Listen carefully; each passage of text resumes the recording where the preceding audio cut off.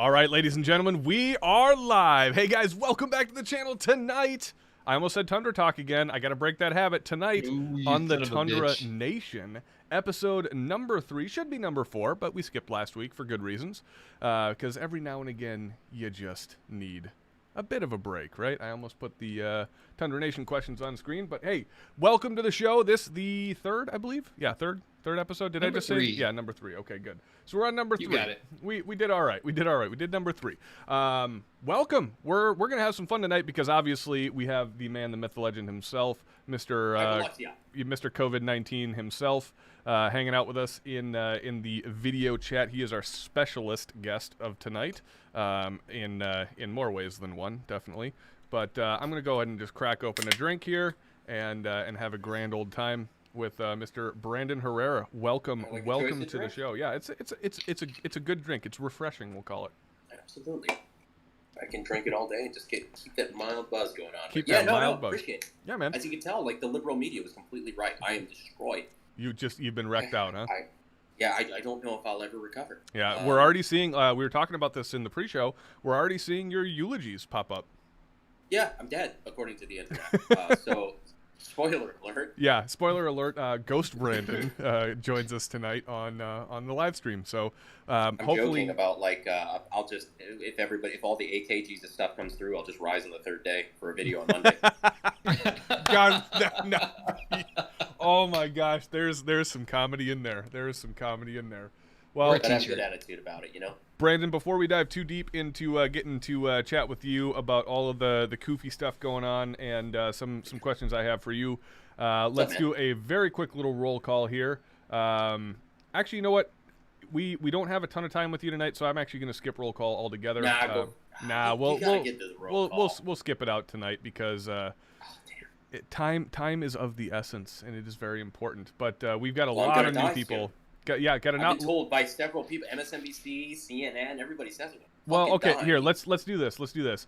If you want your name shouted out on the stream, let's get an F in chat for Brandon. And I'll start off with Dickie B dropping the F, Pew Pew Park dropping the F, Will Dignam is dropping the F, Trey Hubbard, Alphabet Zombie Elite, I believe. Amish Mafia drops the quad F, lowercase though. Big Fun, Ethan Ramsey dropping Fs. Let's see. Okay, now it's coming in. Semper, Tufu, Scott, Sarge, Will again. Vince Anders is dropping the F. J Bach, longtime watcher here. Yep. Bobfish is spamming the chat, or Blobfish even.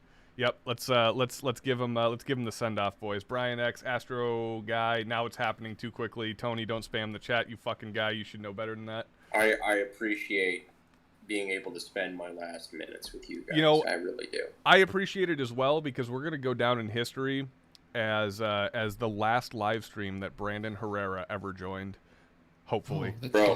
There was a comment. The memes have been fucking hilarious, but there was a meme that there was a comment that fucked me. My Instagram today, and it was like I literally said it out loud. We were fucking barbecuing, and I was like, "Oh, fuck, this guy's right." And it was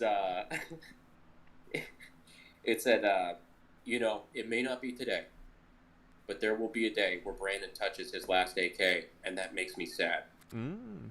Puts a little air of mortality to your young life, doesn't it? Like I'll never know when that day is, but it's like there will be a day where that was the last AK I ever touched. Right. It's like a week from Sunday, I think. Yeah, it's probably tomorrow. According to the news. All right, well, guys, like I said, welcome. We'll call that the roll call. Let's dive into some quick housekeeping here, and then we'll jump into. We're actually going to kind of reverse the show a little bit. We're going to do some Ask Tundra Nation. We'll do some Q&A with Brandon on the channel side, and then we'll do some Ask Tundra Nation with Brandon before he has to bounce out and get his beauty sleep because you don't get looking like that by accident. I was trying to compliment you. That's the one thing. I've been very lucky with all the COVID shit, but I sleep for 13 hours a day right now. So I hear you. Tyler, can you go full screen with the video pop out on that screen? Did I? Oh, I didn't pop it out. Look at that. Nope. Oh, you got your friends list showing up here. I'm gonna start sending you dick pics right now. Yeah, look at that. Yeah. It's not a Tundra stream if I don't. Standby for that. Yep. It's not a Tundra stream if I don't fuck something up, right? Nailed it. by the way, only Richard Nixon pics. If you start sending actual dick pics, I will hunt you down and hurt you. You've never said that about mine, bud. You are different. Yeah, you are different. I am. Yeah, never. That's what my mom tells me. Yeah, right. Okay, so real quick housekeeping, guys. If you're enjoying the show, if you're enjoying the channel, if you're new here, hey, welcome. First of all, we got a lot of new names in the chat. Normally we do a big long not housekeeping, but a roll call bit where I shout everybody out. If you're new here, welcome to the show. Welcome to the chat. We're here with our good buddy Brandon, who is deciding that he needs to run away for a short period of time. But we love you, and thanks for supporting the show. Thanks for tuning in and giving us some of your Saturday night. But if you're a fan of the show and are not currently involved in our Discord server, I would highly recommend that you get on there right now. It's an outstanding group of guys and gal. Maybe I think we got 1 or 2 gals in there now. Yeah, in there. I think we got a couple in there now. Sure. It's wild and crazy. One sure. verified, yeah, 100% verified, unless they're really good at disguising their voice. But yeah, we play video games. It's 2020. Yeah, it is Let's true. be progressive here. It is true. So yeah, we play a lot of video games. We do a lot of fun stuff. We talk guns. We give out unsolicited advice. All that kind of crazy shit. But it's just it's a cool place. If you're a member of the Discord in chat right now, go ahead and talk about your experiences in there and let people know why they should join. Don't just listen to me. Listen to the actual people out there. You can find the link in the description below. If you guys are even bigger fans and want to, maybe shell out some of your hard-earned kopecks to support the channel as well, please feel free to do so in one of a couple of ways. Unfortunately, since we just migrated the show to the new channel, we no longer have the super chat option available, which is fine because we don't like giving YouTube 33% of your donation to suppress gun content because they're fucking overlords and they can sit on this giant middle finger.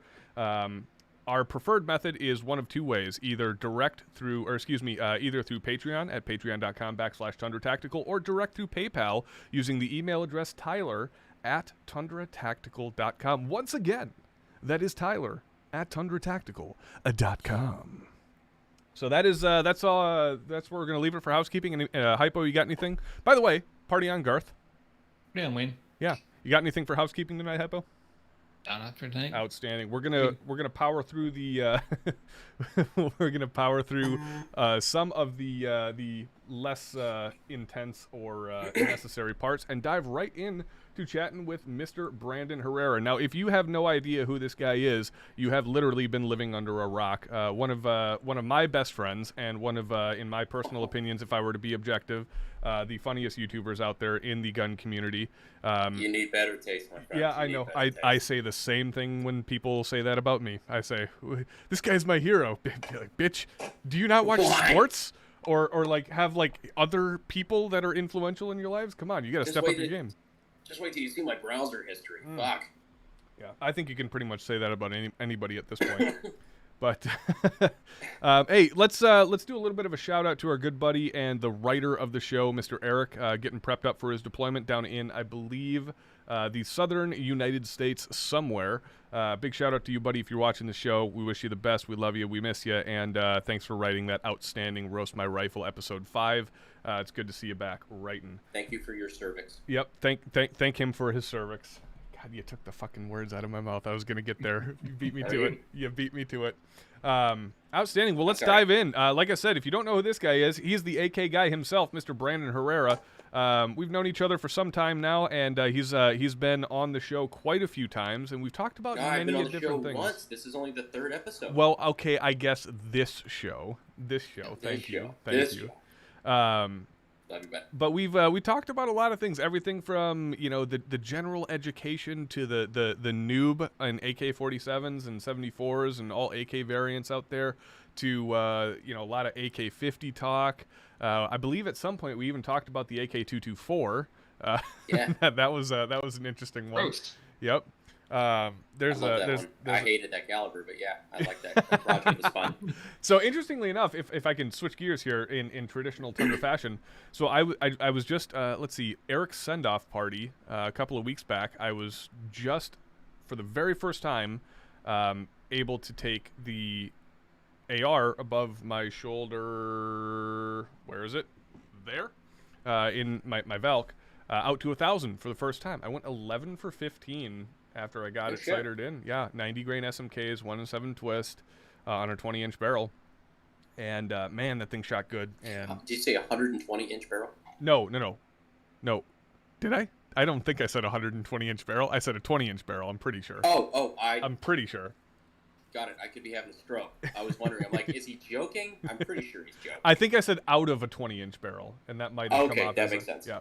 Yeah. No, I just can't hear it because tinnitus. But Yeah. Right. Yeah. That's the way a lot of us are. This is the way. This is the way. That's actually the shirt that I was wearing earlier was from one of your favorite companies, which I don't necessarily support, but I love the shirt. It was from Century Arms. Yeah. The 762 by 54. Oh, are you now? Yeah. Oh no, they're sending me over a. Can you talk about it or no? So it's my project. So I asked them if they want to be a part of it. We're doing something. I could say we're doing something funky, really funky with a micro Draco. Oh, damn! Outstanding. So I asked them, like, hey guys, you want to send over a Micro Draco? Because I think I got a fun project. I'm like, fuck yes. There you go. One of these days, I'm going to call you up and be like, hey man, we got an idea. Do you want to send over 37 guns? And you'll say, absolutely no. All right. So what we're going to do? Send you a patch. There you go. So Adam is pissed because you called him a giant. Did I? He's a big dude. He's bigger than Hodor. Like Hodor is a big guy. He's an intimidating motherfucker. He's a tall dude. I like Adam though. He's fun. No, he's a good guy. Ever. Yep, he was a good guy. So normally what we do is we go through, we talk to the guests, we get some stuff done, and then we dive into Ask Tundra Nation on the second hour of the show. But we're going to be doing that in the first hour. But I had some thoughts about how the show is going to progress.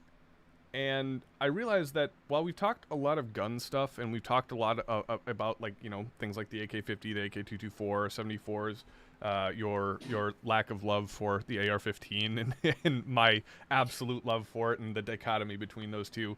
Hashtag You're not vocab. gonna get sappy on the AR.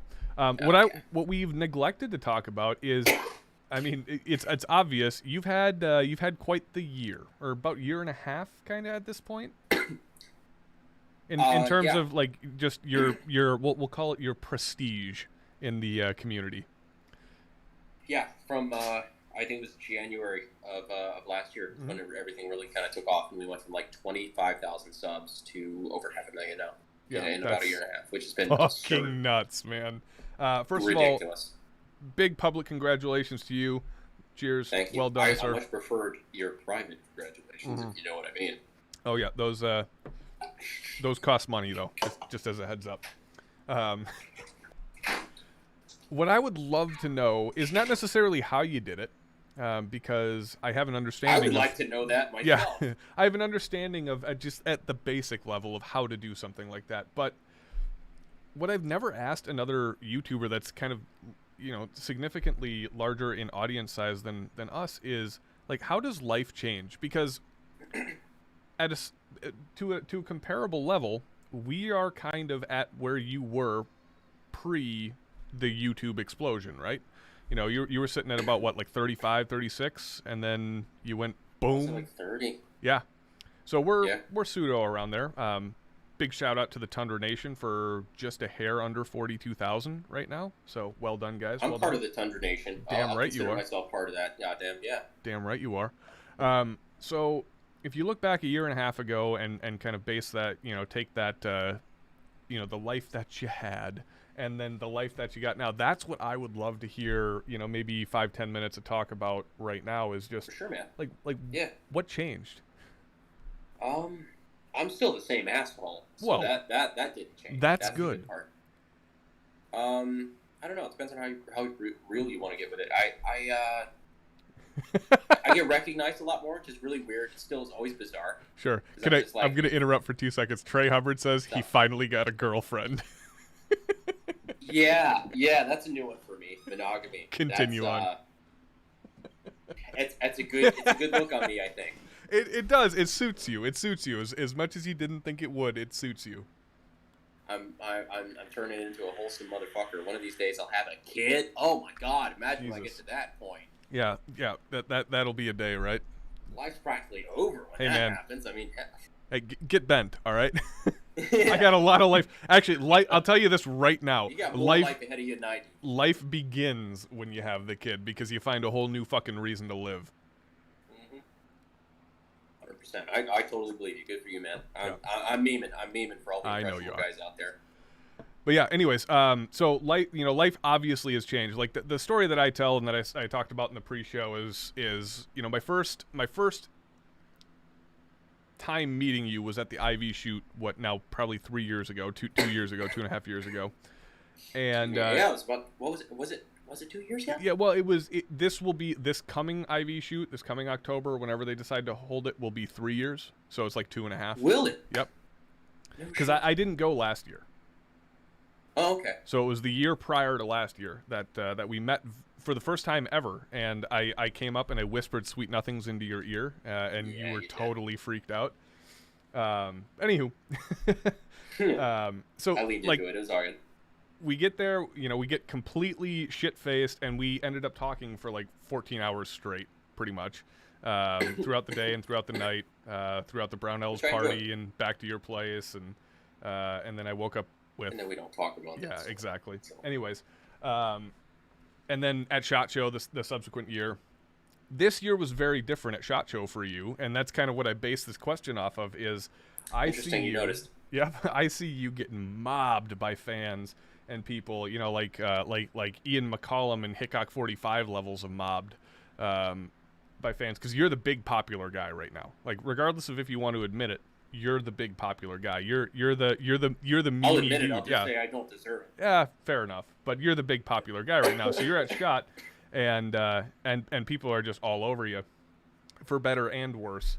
And I remember snapping this selfie at the KUSA booth and just seeing like this just droopiest, most dejected face I've ever seen from you. Just being like, oh my God, what have I done? I know poker face, and I feel so bad because I don't mean it. I really do. I love getting to talk to fans stuff. I think it's the coolest thing in the world. So I'm like, it really doesn't get old.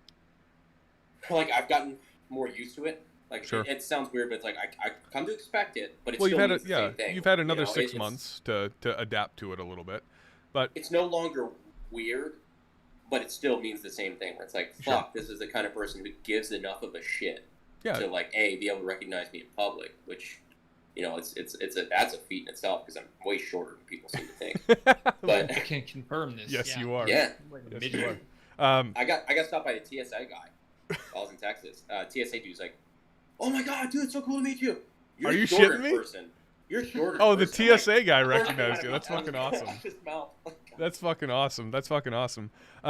So that's kind of the general story, and the visualization of the question that I'm trying to ask here is like, from that first SHOT Show that that I went there, to hang out with you and Mark and the rest of the crew, and we were just chilling and being our own people, right? And then the next year, you're this fucking Mr. Popular, not necessarily by your own want or design, just by circumstance. I'm not complaining. I mean, no, sure, I wouldn't either. Yeah. So it's all right. I don't mind it necessarily. It is weird. It is weird. Yeah. Talk to me about how life has just changed for you in a general sense. I made a really interesting realization. I thought I was an extrovert. Oh. As it turns out, that is not the case. Okay. I am an introvert with a really high threshold. Okay. That's what I figured out, because I get burned. There was times at SHOT Show where I realized, like, at the end of the day, I was like 6 o'clock. I would almost literally pass out on a couch in the Venetian. Okay, can I give you some credit though? No. You know yourself better than I know you, okay? But just based off of that statement, I wouldn't necessarily classify that as being an introvert with a high threshold, because, like, I think if that happened to anybody, you look at your normal gun tuber celebrities out there, the Hickocks and the John Lovells or the Johnny Baggins and Ian McCollums, and those guys get burnt out too every fucking day when they're at those big shows, and yeah. They've got experience. You literally gained 400,000 subscribers in a year. I mean, that's just so bizarre. That's unbelievable. That's unbelievable. That is okay. Can I put this into perspective for you? That is more than the entire population of Minneapolis. It's like downtown Minneapolis. Now. I feel like that's gone down significantly. Yeah, people. Maybe not significantly, but yeah, it's gone down. It's gone down some. But like greater Minneapolis, like downtown that's Minneapolis bizarre. Is like 380,000, something like that. You've gained more than that in less than a year, and it's like that. That has to change your life. In kind of the way that you're asking me about it. It's almost weird. It's almost like uncomfortable to talk about, but it's like it's just kind of like a weird like I want to find the line between not tooting my own horn and like being able to actually give you a real answer. Horn. You earned it. Well, no, because like I sounds like humble bragging. It's really not my intent. Like I'm really trying to just answer the question, sort of thing. It comes off funky, but no, it doesn't. The way that you're asking me stuff like this, and this is what I will say has made it a lot easier. To people, it's Cadillac problems. I know it's Cadillac. But they're still problems. It's really weird. It's kind of some funky stuff. But I will say the way you're asking me questions like that, I've been able to ask guys like Donut, and like Demo Ranch and stuff like that. It's been really, and they have it way worse than I do. And being able to understand, like, if I continue on this path, that is what I can expect. And I wouldn't have it any other way. I don't know what else I'd be doing right now. But it's still like, okay. And the way that they figured out, like, all right, it's been really weird for a while, but I've been able to figure out if I do X, Y, and Z, and at fan meetups we do this, and this is the way we organize things. I'm like, fuck, that's smart. That was a lot of heartache to figure out that right there. I'm going to go ahead and skip all the hard work and take that idea and incorporate that. Well, yeah, because in reality, what you're trying to do is you're trying to, like, you're a good guy. Contrary to what some people believe, you're a good guy. I'll vouch for you. You know me well enough to know that's not true. I'll vouch for you. And what you're trying to do is you're trying to provide the best opportunity, per capita, per minute, per hour for your fans. Yeah. Especially at those meetups where time is very valuable, or at events and things like that where time is extremely valuable and extremely limited because, at a SHOT Show when people are stopping you constantly, like, you've got work to do, you've got business you want to accomplish. But, you're still taking, like, every time that I saw you, you were taking that time to snap those selfies, to hang out with those people, and to be the guy that people expected you to be. The moment I can't do that is when I quit. Yeah, and that's where I've always come down on it. It's like I can always take the time. I thank fuck. To this day, I can't remember ever having a time where I was a dick to a fan, at least knowingly. And if I did, I'm sorry. Yeah. But like because I really do. I know so many stories, and people know all these different stories about celebrities and people like that they meet. And I'm a C-lister or whatever. Yeah, never meet people your heroes, that they meet. And they're like, he was an asshole. And it's like, this is one weird 30-second interaction that happened to you in 2004, and you can still recount it to this day. Like it was fucking yesterday. And I'm like, I've been paranoid to never have that interaction, to never be that guy. And that's what makes you a good dude. Real quick, Brandon, before she goes to bed, we have our extra special guest for this evening popping on very quickly to say good night to the Tundra Nation, Mrs. Ellie Bean. Here, let's bring the camera down so we can say hi to little Bean here. Look at those big blue eyes, huh? Yeah, little Bean. Are you going to say hi? Do you want to say hi to everybody? Ellie. You've had a big day. You've had lots of fun. Yes, because you're so big. So big, right? Who's got more hair than her dad? I know. Not on her face. Thank God. Yeah. Yes. That's a good thing, bud. Yep. All right, little Bean. You say goodnight to everybody, and we'll see you next week when maybe we'll have a little bit more time. I love you. All right. And of course, we say goodnight, and a big thank you to Mama Mego in the background, who makes the show possible, because she's the one taking care of the little Bean in the background. And without Mama Mego, guys, let's give her a round of applause. Let's give her a round of applause. Mama Mego. Without Mama Mego, she's taking my headset off. Without Mama Mego, Ellie Bean would have to be taken care of by me, and that wouldn't make for the greatest of shows, because you are a bit of a handful sometimes, little love. And you have the cutest smile on your face right now. I love you. Sweet dreams, my love.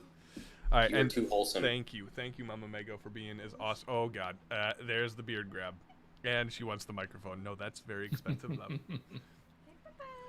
So You're too wholesome for me, man. I can't handle it. That's what happens when you become a dad. You know, the first time that we met, I had no intention of having a kid, right? And then she just comes along, and life changes. And like I said, you find a new reason to live. Hypo, you're doing well with it though. Fatherhood suits you. Well, thank you. I appreciate that, and I'd have to agree with your statement. I love being a dad, but I also have an outstanding little daughter and a wonderful wife to help share the burden. We'll call it, because sometimes it is a bit of one. Hypo, I realize she's gonna handle 2 kids.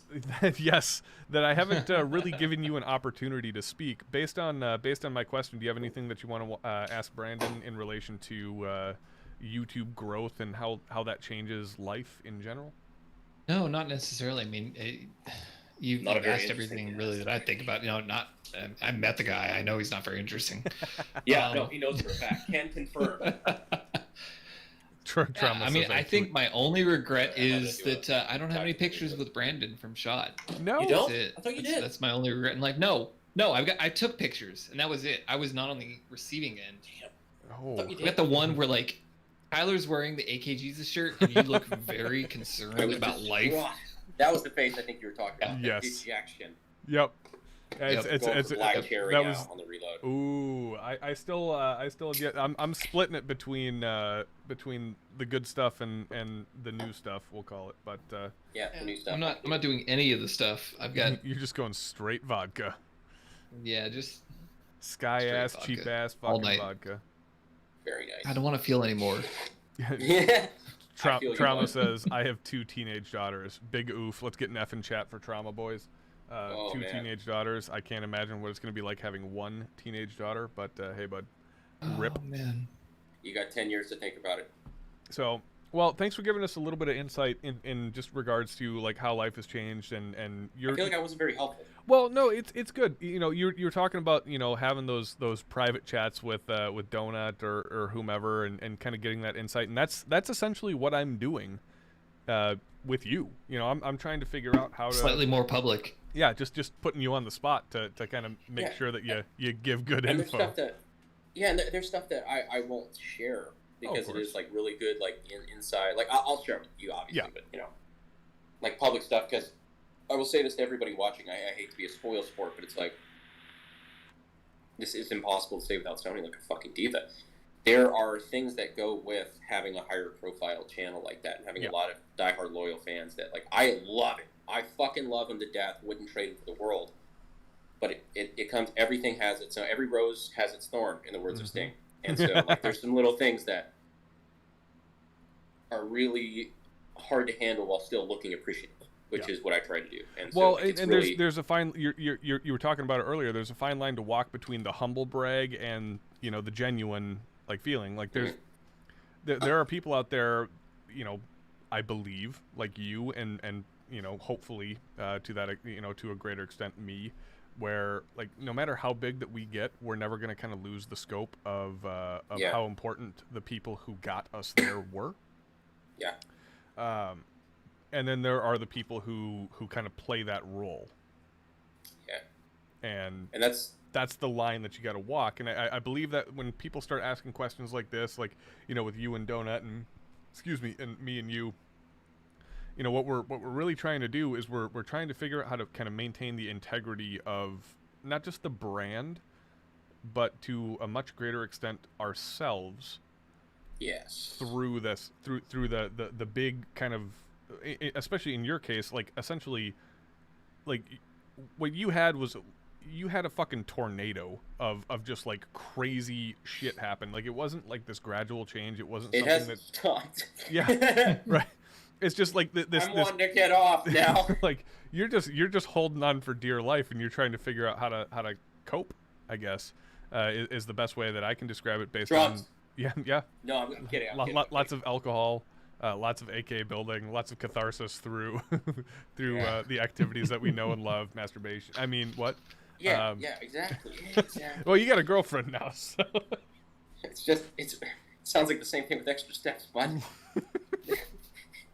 All right, let's dive into some of let's dive in before I have to let you go. One thing I will say, ahead, please. real quick, the last thing is the way those other guys have done stuff like that for me, not the masturbation part, the like being able to pass along different tidbits and stuff like that. That feels like I felt so humbled to be able to have people that are way higher than where I'm at right now being able to look at me and say, like, you'll be here one day. Here's what you do. Nobody's going to write a guide on this stuff. Here's how to handle it. Sure. And to be able to get that, I feel like I just feel an obligation to pass it on to the next guy. Well, in all honesty and in all fairness here, the reason why we love you, Brandon, is you, like, I made this joke, like, when you started hitting it, like, when things started kicking off for you, like, me and Mark kind of were on your case, like, don't forget where you came from, like, don't forget us little guys, right? And you never did. Like, you were just like, nah. Oh, it's coming. Just wait. Well, fair enough. But but at least until this point, you never did. Like, we're at SHOT Show, you're getting mobbed by people, and you took time to say hi. And to guys like us, to guys like myself, Mark, Yehuda, the crew, like, we had such a phenomenal year of the inaugural Bagel Dynamics year, right? Like, that was such a phenomenal year that we didn't, we thought we were, like, there was a bit of a fear, at least on my end, that we were going to lose you. And then all of a sudden the next year comes around, all this growth, all this craziness, and you're still the same old dude. And we're just like, motherfucker, like, come on, we were expecting you to betray us, and we wanted to hate you. And now we can't hate you. To hate your ass. Ugh, damn it. Why do you have to be so fucking cool? So I'm sorry to disappoint, man. Yeah, no, you're fine. We appreciate the disappointment. If you were fucking poised for it, let me know. We'll do it again. I'll do better this time, I promise. So next year we're going to be out in front of Circle Bar at the canals, and what we need you to do, Brandon. Okay, we'll get outside, give you a moment to breathe. We still have to do that. You need to just turn around, walk across that bridge, and just go. Just keep going. Just go. We gotta send you off. Yeah, we gotta send you off. The Incredible Hulk. We still need to do that fucking video. I know, the fucking the gondola video. The gondola video. That was gonna be my the best part favorite. is, like, nobody here has any idea what we're talking about. Oh, I forgot we never talked about it. Yeah, we never talked about it. You'll see next year after SHOT Show, if we have a SHOT Show 2021. Yeah, right. So okay, let's while we still have a little bit of life left in you, before you we have to eulogize you in real life. Whoops, sorry. Let's dive into some Ask Tundra Nation questions specific to Mr. Brandon, and I think you do deserve the title of now Mr. Brandon Herrera. Fuck no, I'm not married yet. N7X I don't have the Ranger. neighborhood kids trying to call me shit. Fair enough. Well, the day that happens it's going to be a scary fucking neighborhood. N7X Ranger wants to know, I hope you still remember me, Brandon. No, who are you? He's a moderator on your Discord. I know exactly who he is, yeah. He says, I'm having an AK-74 built by Jim Fuller, and I'm planning on mounting a red dot on an Ultimax gas tube even. However, I recently learned that I have an astigmatism, which makes red dots rather difficult. Are there any alternative optics solutions that you would recommend? And I do have a little bit of... turn the brightness down. That is good. I'm sorry, that's fucked up. But yeah, legitimately, it's a good tip. Yeah, it is. It really is, honestly. So for those of you who don't know, out there in chat land, if you have an astigmatism, a red dot or a hollow sight will look kind of like what oncoming car headlights look like when you're not wearing your glasses. They're just like bloomy and like all these like little... And it manifests in different ways, I found out recently. So I saw a graphic. I didn't know I had one. I didn't know I had an astigmatism. But there was a graphic that I saw that, like, if a red dot looks like this, you have this type of, if it looks like this, it's this type. Could and you I'm like, send me that? Thought, yeah, no, I can. Yeah, and it was like the starburst thing, and I looked at it like, fuck, that's exactly how those look.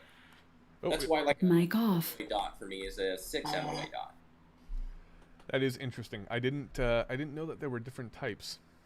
Like, there's like a teardrop type of thing, and there's all sorts of different ways that it manifests. Double dots and all sorts of crazy shit. So his ultimate question boils down to, are there any alternative optic solutions, I'm assuming like outside of iron sights, that you could recommend? And if you don't, I do have something to add to this. So I got shot in the eye. So iron sights really don't work very well for me, because my right eye, of course, is where I got hit. And it doesn't work so well for me because that's my dominant eye. What? Yeah. Long story. It's a really long story. Okay. But, I took a blank, thankfully, but I took a blank point blank out of a Webley 45 at a World War I event because somebody was a fucking idiot. And yeah, no, it was not a fun thing. But I was blind in my right eye for about 3 days. Couldn't open my eye for a few hours and shit like that. It's a long story. Okay. I regained most of the vision back, but the one thing I realized, I went to NRA that year, and there was like these new prototype iron sights, cool, hottest thing since sliced bread. I looked at it. I'm like, okay, whatever. I passed it on. I'm like, dude, those irons sucked. And my buddy was like, I thought they were great. I'm like, really? All right, whatever. And then I picked up an AK, and I was like, looking down. Oh, fuck. I can't see this shit. It's depth perception. Yeah. It's the difference between the rear and the front sight and the target. My brain is like in constant autofocus mode, and it's all blurry. Weird. Okay. Weird. Honestly, I did not know that about you. I think it might. Yeah. The more you know. I think it might be a detached retina.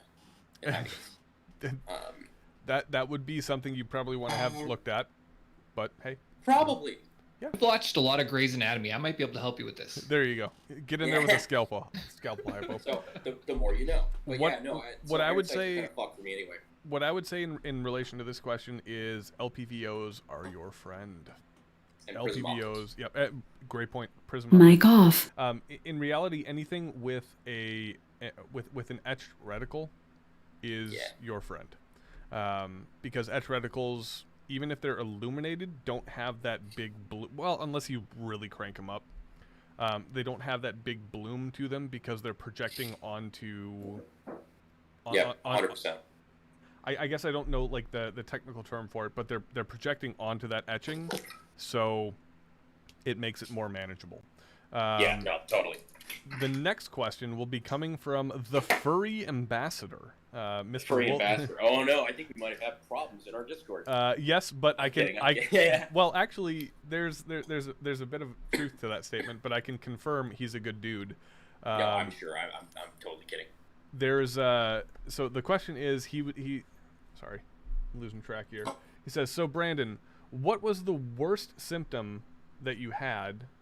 He says, so what was the worst symptoms that you had, and what did you do to help yourself through the virus, essentially? Okay, so I consider myself really lucky. You can tell, like right there. Like I still have a little bit of issues with shortness of breath. I've had like a light cough. It's really not too bad. This is not like the killer fucking bug that everybody said it was. I kicked it fairly fast. Outside of the first 2 or 3 days, 2 or 3 days were the worst because I was like thinking this is going to get so much worse. Fuck. And it didn't at all. So I was like, oh, well, that's lucky, but that's really lame. 3 out of 10, need a better plague. The worst was the cough was definitely the most obvious symptom. Outside of that, nobody could tell I was sick. If it wasn't, I self-isolated and everything, and I've been self-isolating. But if I wasn't coughing, nobody could tell I was sick. Well, yeah. I had a little bit of a fever and shit like that. But not too long ago, we were chatting on the phone, and yeah, had I not known that you were sick, I never would have known. Because I kind of figured it might be a bit of a deal, so I told like you and a few other like friends just beforehand. I'm like, hey, bud, this is happening. I'm fine. And I was like, which we're happy for. Somebody was asking like, do you want me to start a GoFundMe? I'm like, for what? My alcohol? Like, no, I'm fine. I would have said yes. I'm like, money. Right here, please. By the way, perfect opportunity to hop onto PayPal and donate via Tyler@tundratactical.com. I have not. Instead of gift, please donate to Tyler. Thank you. Okay. You know what I've realized? I've completely neglected all of our shout-outs tonight. So I'm going to do those now. Give me a second. Just fucking remembered that. Ryan Burton, Mr. N7X Ranger, drops the 25 bones into the super chat. Or excuse me, hold on. That could have been somebody else because it wants to show me. No, it's Brian. Brian drops the 25 bones into the super chat. So thank you very much, Brian. And we got 50 bones from Mr. Dickie B. Dickie B says, for Mama Mego's M9 fund, let's get her a new pistol. No, I will not be buying her an M9. Maybe a Glock 19 of some kind.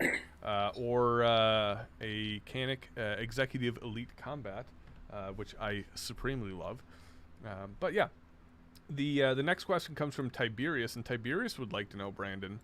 He says, at Brandon, were you fully prepared for your channel's exponential growth over such a relatively short time frame? Do you think that you're better prepared for the future expansion of your channel after working through the initial growth? So, two-part question.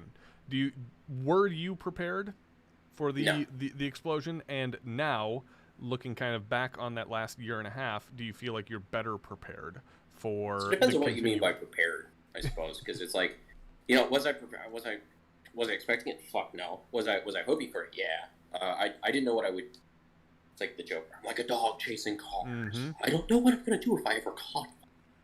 But it's like, yeah, it's like I didn't know what the fuck I was gonna do with it, but you've done well. It was crazy. It was crazy dealing with it and trying to figure out all the quirks and everything and how to. There's so many things into it. There's so many, like, dozens of little things that are really interesting to get used to and try to perfect and keep going with it, you know.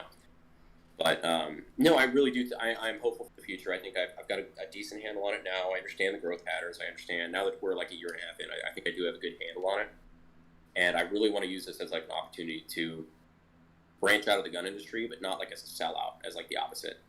Like branch out of the gun industry as the gun guy for out of industry guys like the Corridor Digitals and the people like that. Where like if they need a gun guy who's relatable, God, you're not stealing our ideas. Damn it! I love the Corridor crew. I love the Corridor crew too. They're the best. But they're like one of the few channels I watch outside of YouTube, or outside of GunTube. Yep. But actually, one of the few channels I watch. Period. But the stuff like that, where like I want to be the dude to bring in. But they're like, we need a gun guy that's not a billion years old and is going to be like a total like boomer about it. And you know, there's a lot of like older gun guys that I really do like respect. I don't mean to sound like callous in that way, but really, in the GunTube world, I get like, what you're this saying. really is a thing. You know? Yep. Yeah, it's 100% true what you're saying, and it's funny that you mentioned the Corridor guys because that in the infancy of Tundra, when we were kind of going through the let's try to do something different at every stage or every video,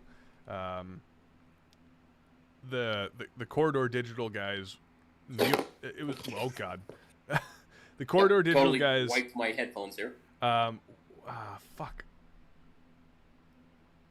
It was essentially the Corridor Digital guys and Neil Blomkamp's YouTube channel were like the two. Have you ever watched like District 9 or? Yeah. Okay, the director of. Oh, okay. Yeah, his YouTube channel, by the way, phenomenal. Like really phenomenally good. Yes.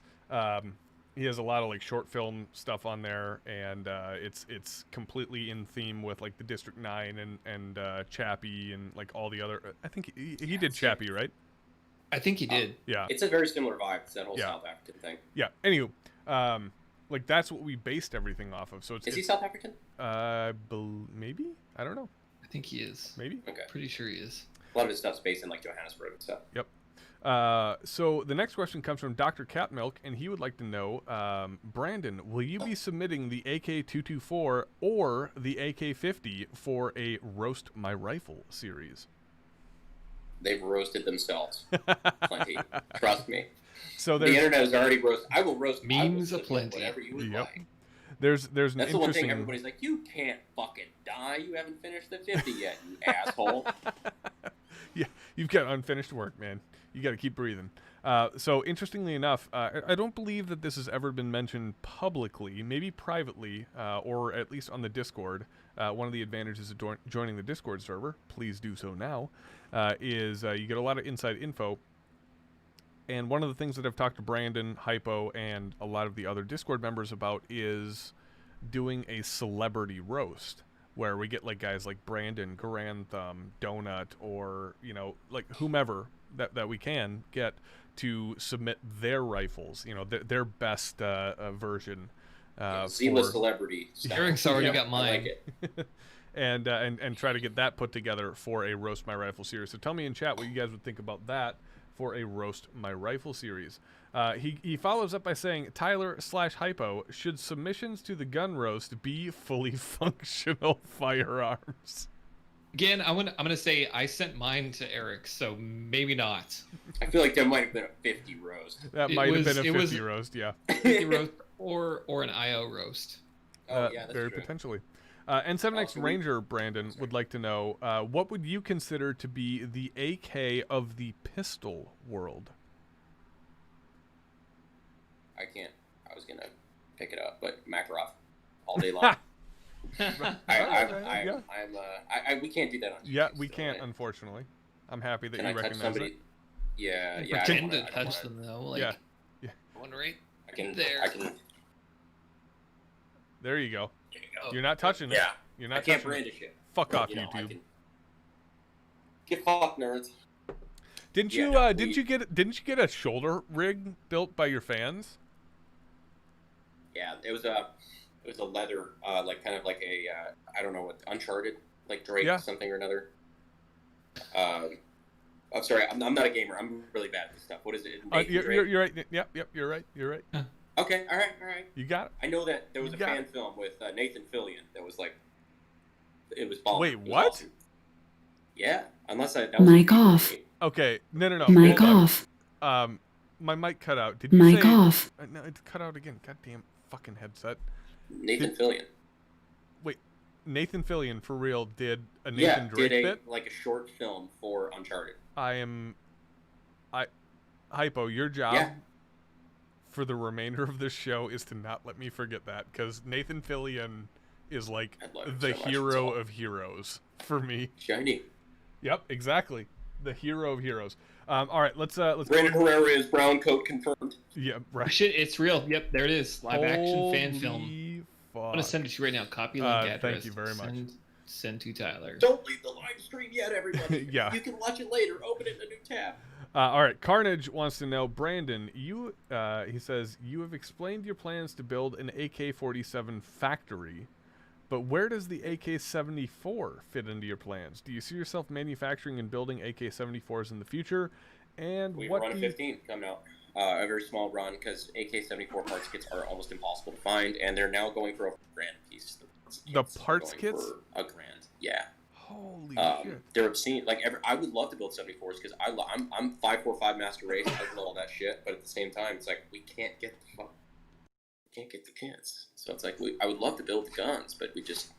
And it was such a pain in the dick, because it's just when the AK-74 started to get popular. Yeah. And then now, it's fucking... Yeah. Is that going to be changing with a lot of like the U.S. made AK stuff coming into play, or is the desire? I hope so. Yeah. I really do. I'm not one of those guys who's like super cynical about it, who like says that U.S. made shit will always be shit, because U.S. made shit's been shit for a good while. But I really do. I think there's a couple of up and coming guys who really do care about changing their dies and changing the processes and trying to do it the right way. It's like, if I see that beyond a profit incentive, they're like actually trying to make sure their stuff is good shit. That's what I'm excited to see. I'm gonna put you on the spot here for a minute. Put me on that spot. So in relation to that question, who has the best shot at actually making it work right now? So right now I'm going to say it's head-to-head. And I'm going to say to not judge it on build quality, but quality of parts. Okay. I will say it's head-to-head. I don't know who's going to do it first between Riley and PSA. Okay. I think those two they're showing potential. And no, I can't talk about that. Sorry. Sure. But I do know that both of them have publicly said that they're working on it. They're getting their shit together in that way, trying to get it done. But I know there's a lot of foibles that come with that. That are the AK-74 has a lot of very specific small stuff, like whether it's contact surface where the bolt carrier touches the trunnion where it bottoms out, being a 5-degree cant, and so like over time wearing in and fucking with heads. Like there's just so much shit that's very odd about the 74 that is alarmingly autistic to be able to catch. So I, like coming from somebody who doesn't know AKs in the least, like there is a significant difference between the 47 and the 74 in terms of building. All in little stuff. Not even in building, but it's significant, but insignificant. Sure. Annoyingly significant compared to how insignificant it looks. Yeah. All right. Yeah, like little, like you have to modify whole fucking forging dies to accommodate little. The nuance to the 74 is pretty fucking significant. That's a really good word. Yeah. And they're talking about having to modify $30,000 dies just because they fuck something up and having to like go back and it's so much. People put in so much work behind the scenes, guys. Like you have no idea. But hopefully, I'm hoping somebody will be able to put out good parts so that we can build good U.S. made 74s. That'd be nice for somebody like me who's wanting to get into a 74 series gun, but just isn't willing to pay the money for a $1,000 parts kit that has to be assembled with some level Bulgarian of technical experience. Bulgarian 74 kits right now are going. No, I'm sorry. Bulgarian 74 builds, like full builds, like really nice builds, are going for $2,000. Basic 74s, and it's absurd. I remember buying the 74 kits for $175 a piece a few years ago. No, that's kind of the bit is like the AK used to be that entry level option, that cheap, versus AR-15, entry level option. And I'm telling people now, and I've been telling people this for a few years, it's like people are finally starting to, and I told everybody this was coming, and now I never knew it would get this. I really didn't. But people are finally starting to have to pay. Now that surplus is drying up, people are starting to have to pay what it costs to manufacture these guns, and it's more expensive. You're secretly off camera, sitting back there, being like, yes. Yeah. Yes! Like, vindication! So much of this shit. I told you so! I was right! Yep. So like, I know how that feels. To a degree, it's nice because it automatically raises the barrier to entry, which is bad in a way. It is, yes. But it makes it better because the standard now for quality is higher. Which That's good. I like that. So that's people don't feel like they have to blame compete you for $100. mostly. Yeah, okay. Well, I'll take some. All right. Yeah, you deserve some of it. But people don't have to compete with $400 imports anymore. Now the going rate's like $800, and that can buy you a lot more quality. So now you don't have to do the cast garbage. You don't have to do like the quick throw together, slam it with a fucking air hammer rivet type shit. I will say this every time you come on the show. Still, my favorite video you've ever done, or that I've ever watched of yours, is the "Why Cast Trunnions Suck" video. Back when I was still trying to do intelligent content. That was the opener for that video, where you go out to get a fucking dry erase marker and you're just screaming the whole time. And with the whiteboard of knowledge, it's become like a meme with the channel. Oh, it's with the dry erase markers. I still can't find dry erase markers. It's the best. All right, next question comes back to N7X Ranger, and he says, what are your opinions on the Czech analogs for Comblock firearms? I've been collecting Czech firearms and have fallen in love with their engineering and innovation. Okay. you may not want to ask that question. Go ahead. VZ58. I feel like I like the VZ58s and shit like that. Wait. Yeah, Czech, right? Yep, Czech. Yeah, okay, yeah. I don't mind the gun. I feel like the Czech are the biggest firearm hipsters ever, which makes sense. CZ and everything like that. I feel like it falls right in line. They're just the biggest gun hipsters. They're like, this is the best platform ever to be made in the history of the world. I'm currently under the thumb of the Soviet Union, and we all have AKs. We have AKs coming out of our assholes to the tune of hundreds of millions. I'm gonna design it to take a similar looking magazine with the same cartridge with a similar operating system, but I'm going to make every part different and not interchangeable, and don't even have interchangeable magazines we have flowing out of fucking holes in the ground. It's like, God, you are the biggest firearm hipsters ever. I do not accept that it's better. So I have a follow-up question to what he said. Sorry, that was a bit of a rant. No, that's fine. That's fine. That's what we do here on the Tundra Nation. Just in your best approximation, putting yourselves into historically the Czechs' shoes, if you will, why do you think they went that route? Because we've had this discussion a few times on our Discord server about why what's damn it, Hypo, help me out, the odd caliber rifle that Ranger owns. BC-52. Yes, thank you. Yes. So, why did I know that? Because you know Comblock stuff a lot better than I do. He's just a weird caliber. I'm like, these are 52, obviously. Like, I so, Clearly. so stuff like that, like that's what the Czechs are known for. Is like they were one of the few countries that were kind of allowed to just, in my general understanding of how the Soviets licensed a lot of the stuff out there, they were kind of allowed to do that. Like, was it the Soviets' faith in their production quality? Probably not. Okay, like they didn't give a shit. I still only have a basic understanding of this. Well, like it's very rudimentary. I don't know if it's a licensing issue or if it was like I've been told they're like, oh, they just give big middle finger to Russia and blah blah blah. I'm like, no, you don't understand. Complex satellite state did not give the middle finger to Russia because the Russia gave the middle finger back and shoved it right up your hiney hole. In the form that of wasn't T-72s. Yeah. Yeah, you got. Hungary found that out. Rolling right over your capital. Yeah. Was it Hungary? Well, yeah, it was Hungary, right? Hungary, Budapest or some shit like that. Yeah, there was, another episode. Yeah. Yeah, no, it's that's not the sort of thing you did. You didn't give Daddy the middle finger. So like, I don't buy that story. Yeah, fair enough. Yeah, Daddy Stalin did not look down kindly, at least until what 52, 53. Yeah, that was really interesting reading Kalashnikov talk about that, like how life changed in Russia after Stalin died. Yeah. And it's just really interesting. He was just like, it was, obviously a good thing for freedom in general, but he was also like, Stalin ran a tight ship. He was like, hey, I don't like he was like, I don't like everything communism did, but the fucking trains ran on time. Fair it's enough. Almost like that's been used to defend shit in the past, but yeah, well, but it's really interesting listening to him talk about stuff like that. All and right. like he talked about going to all the different plants and factories and like which countries made the best AKs in his opinion, shit like that. It's really, really neat. His book was a good read. Okay, so you can't tease that. Which, in his opinion, was the best? You have to read the book, yeah. Oh fuck. All right, fine. I can't Fine. I can't give everything away, or else Right. you're just not gonna read it, man. Fine. All right. Gotta keep the Tundra Nation literate. All right. That's that is an ambitious goal.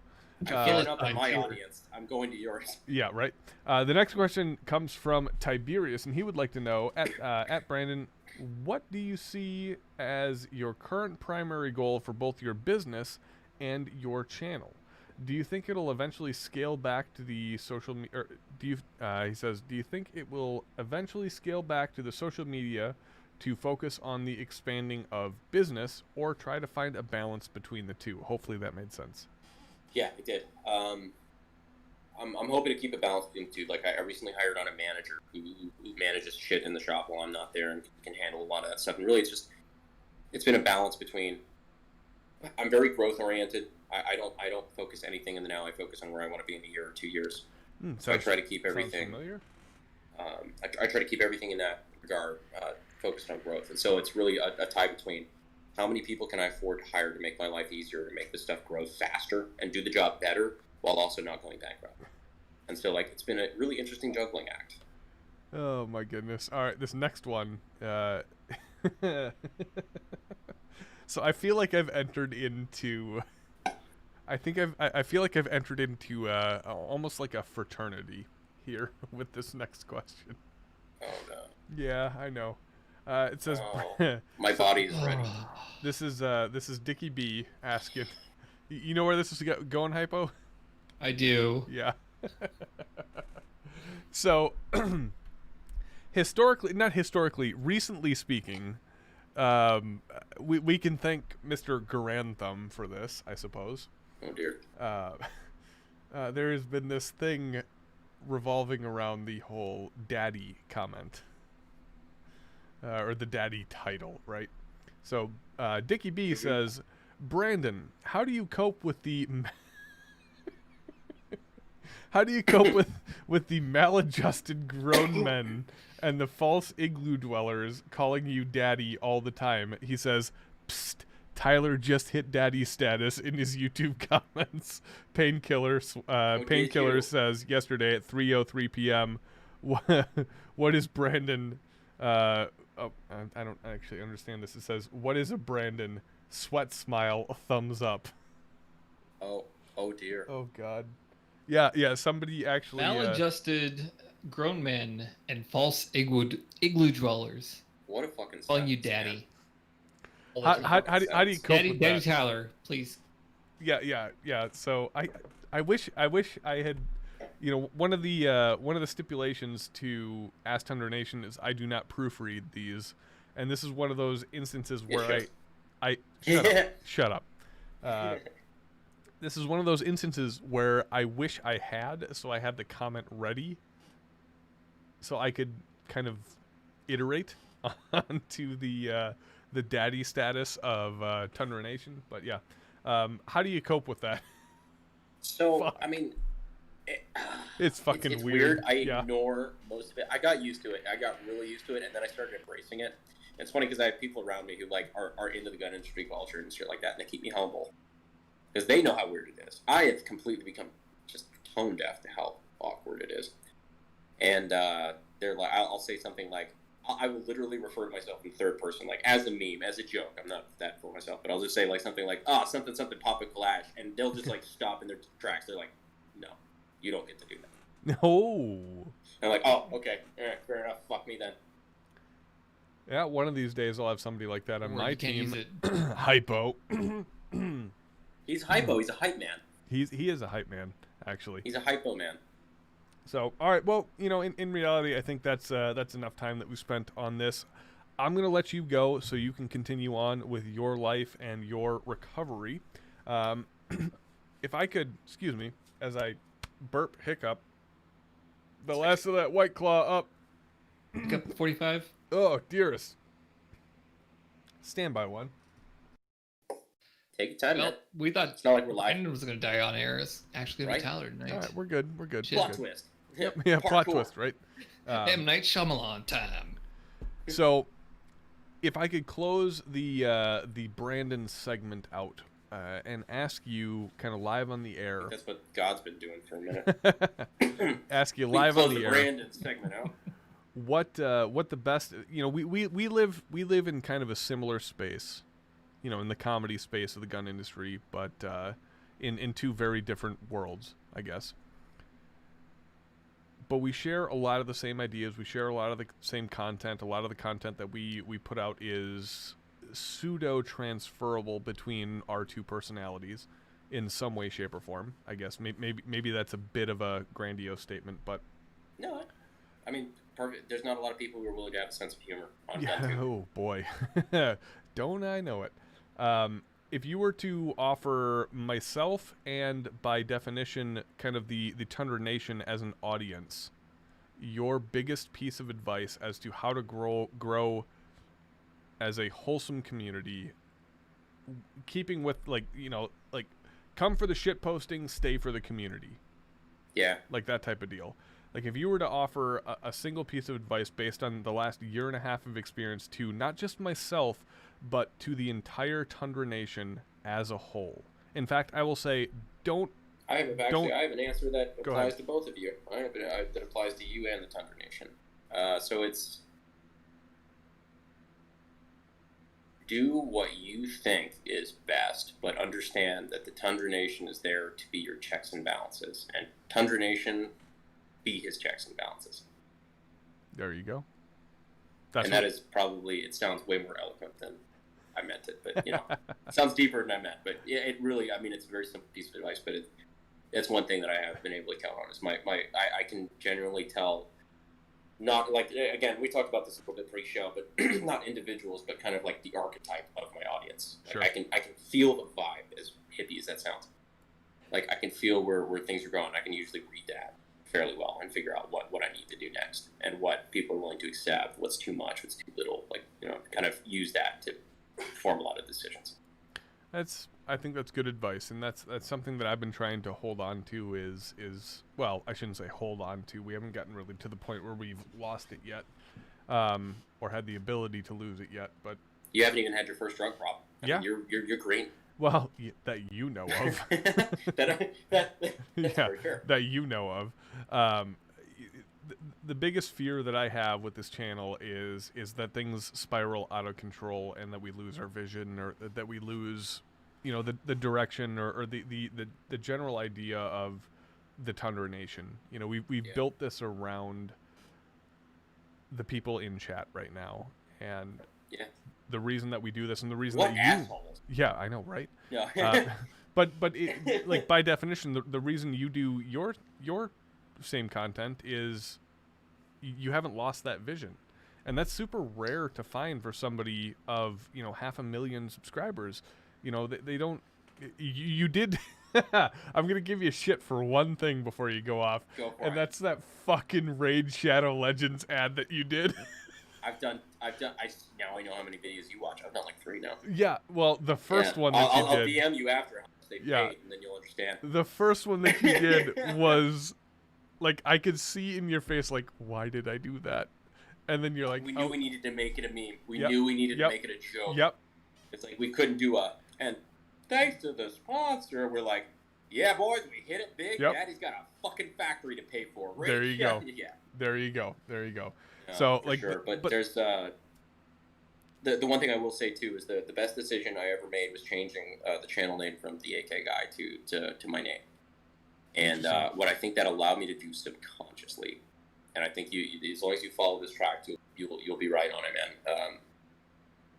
I make the content that I like. I make the content that is like it literally. I don't have to worry about what I'm going to do next because it's the channel has become like an extension of me. It's just my persona online.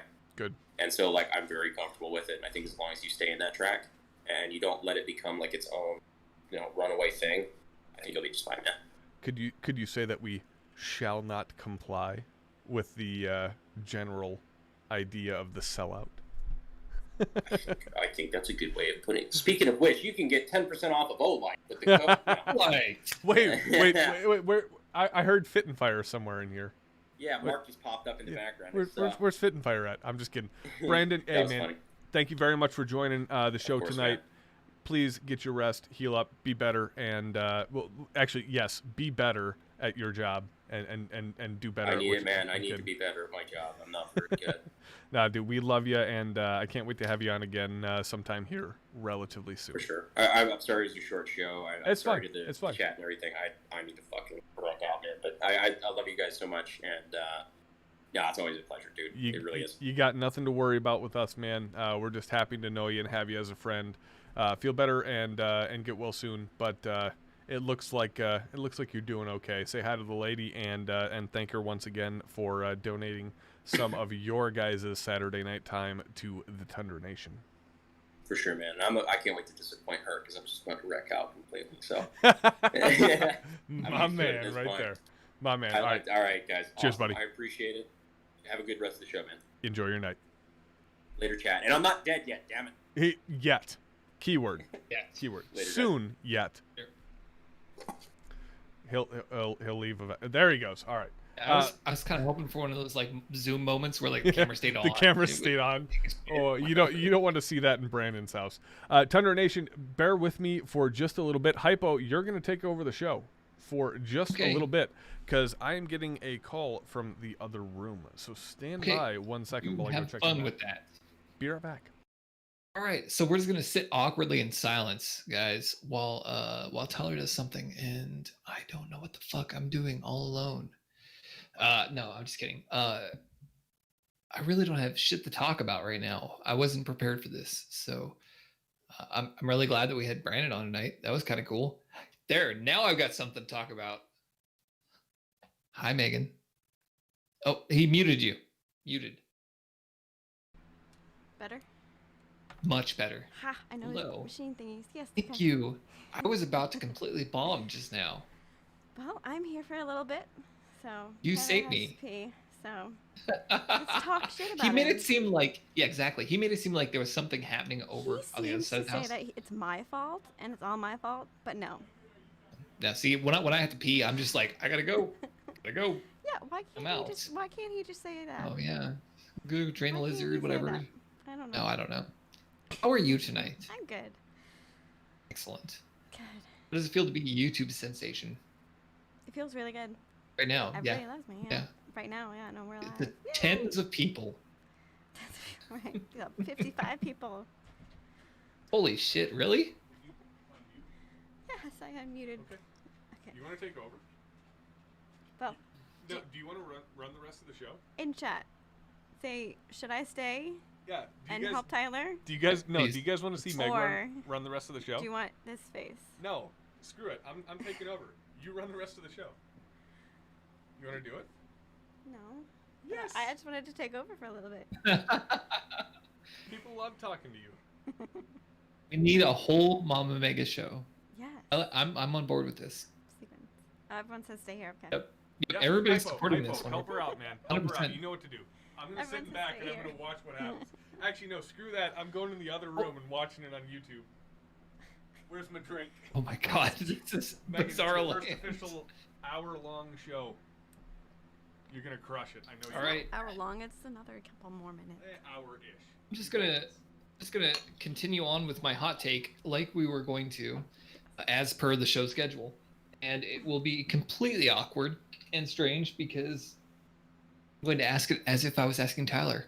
So I'll try to, you know, now in the that zone of Tyler.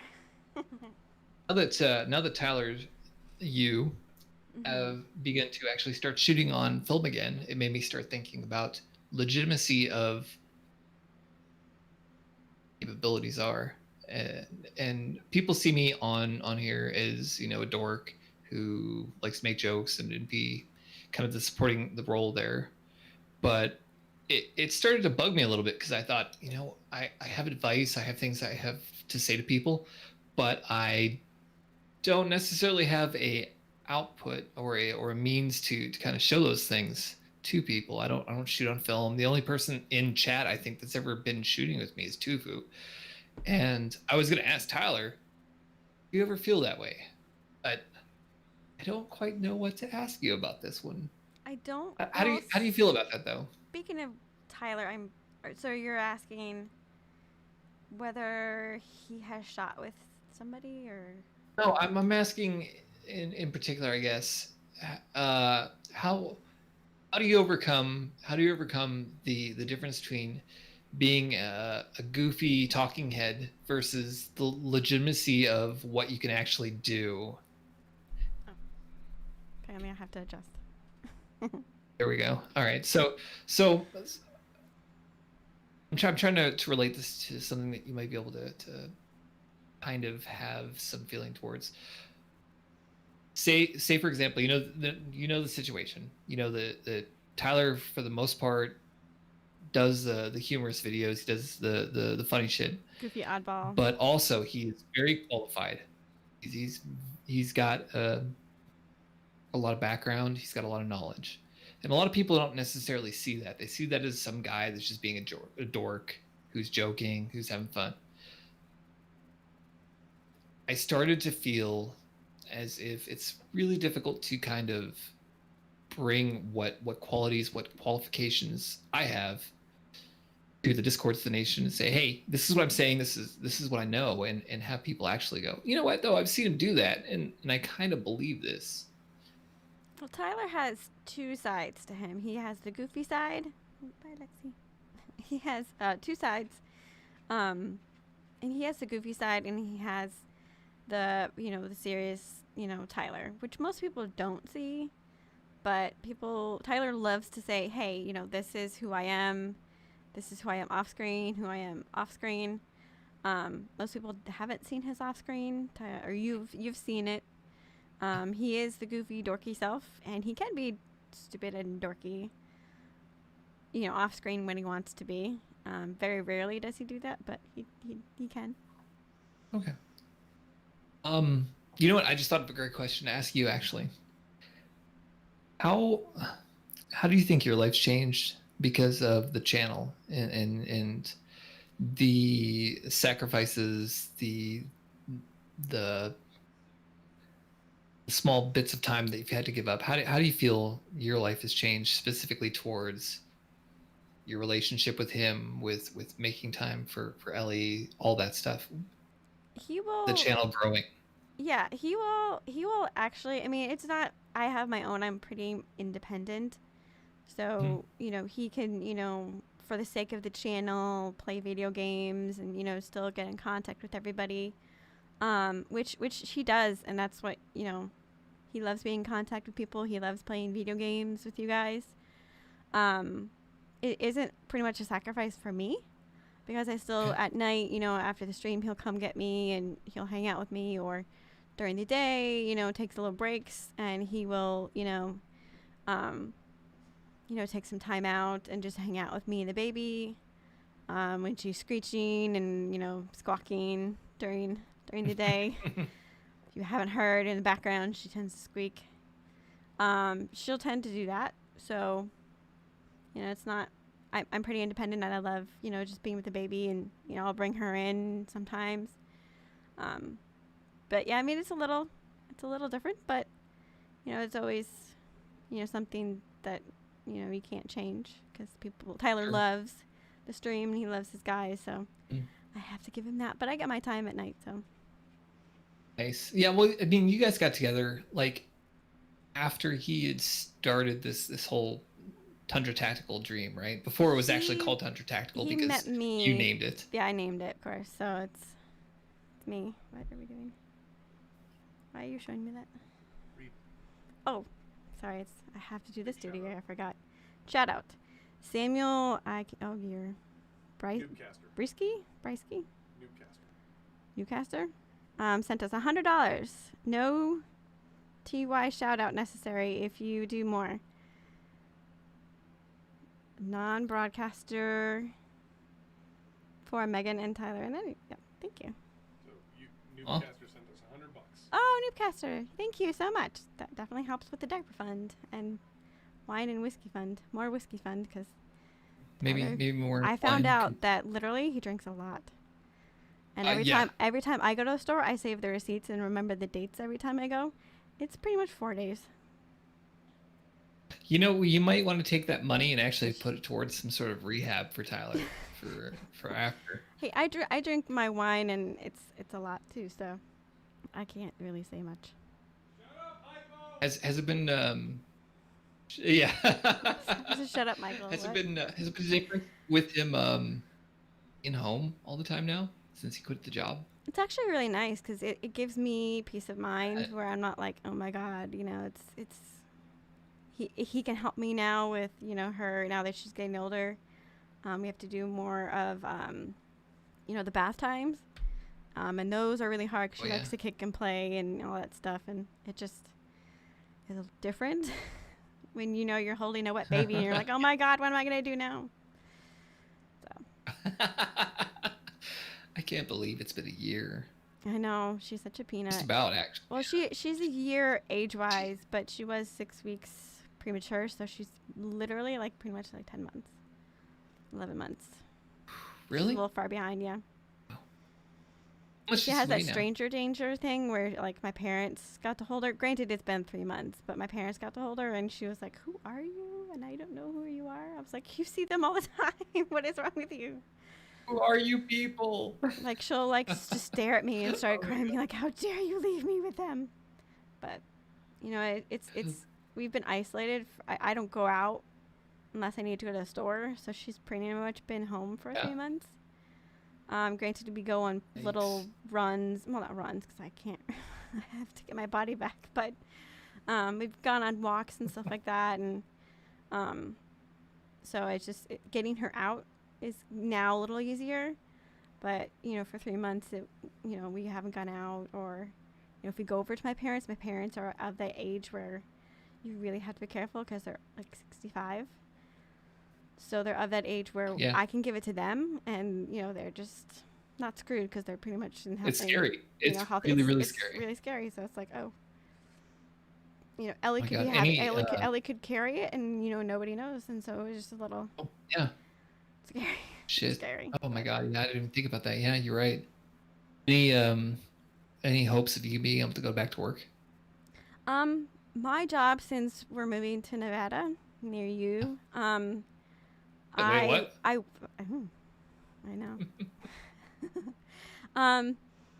It wouldn't have worked, because if we are moving really soon, it just wasn't. I'm literally making more money than we're like getting government, unemployment, than I would working a job. I work part commission, part, sales, and with, limited capacity in stores now.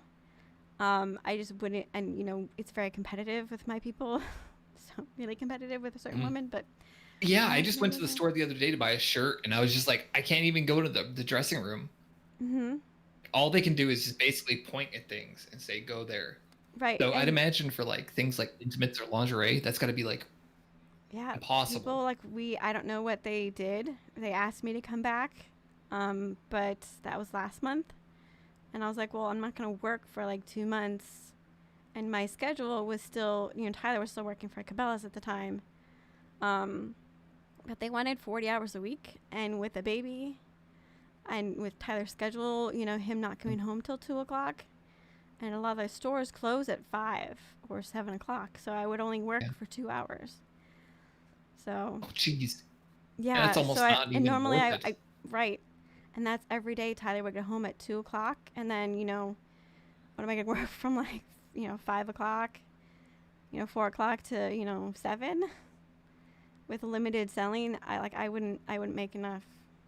Yeah. So. So you don't even care really. Yeah, and plus we're moving soon, so I would have had to give them notice anyways.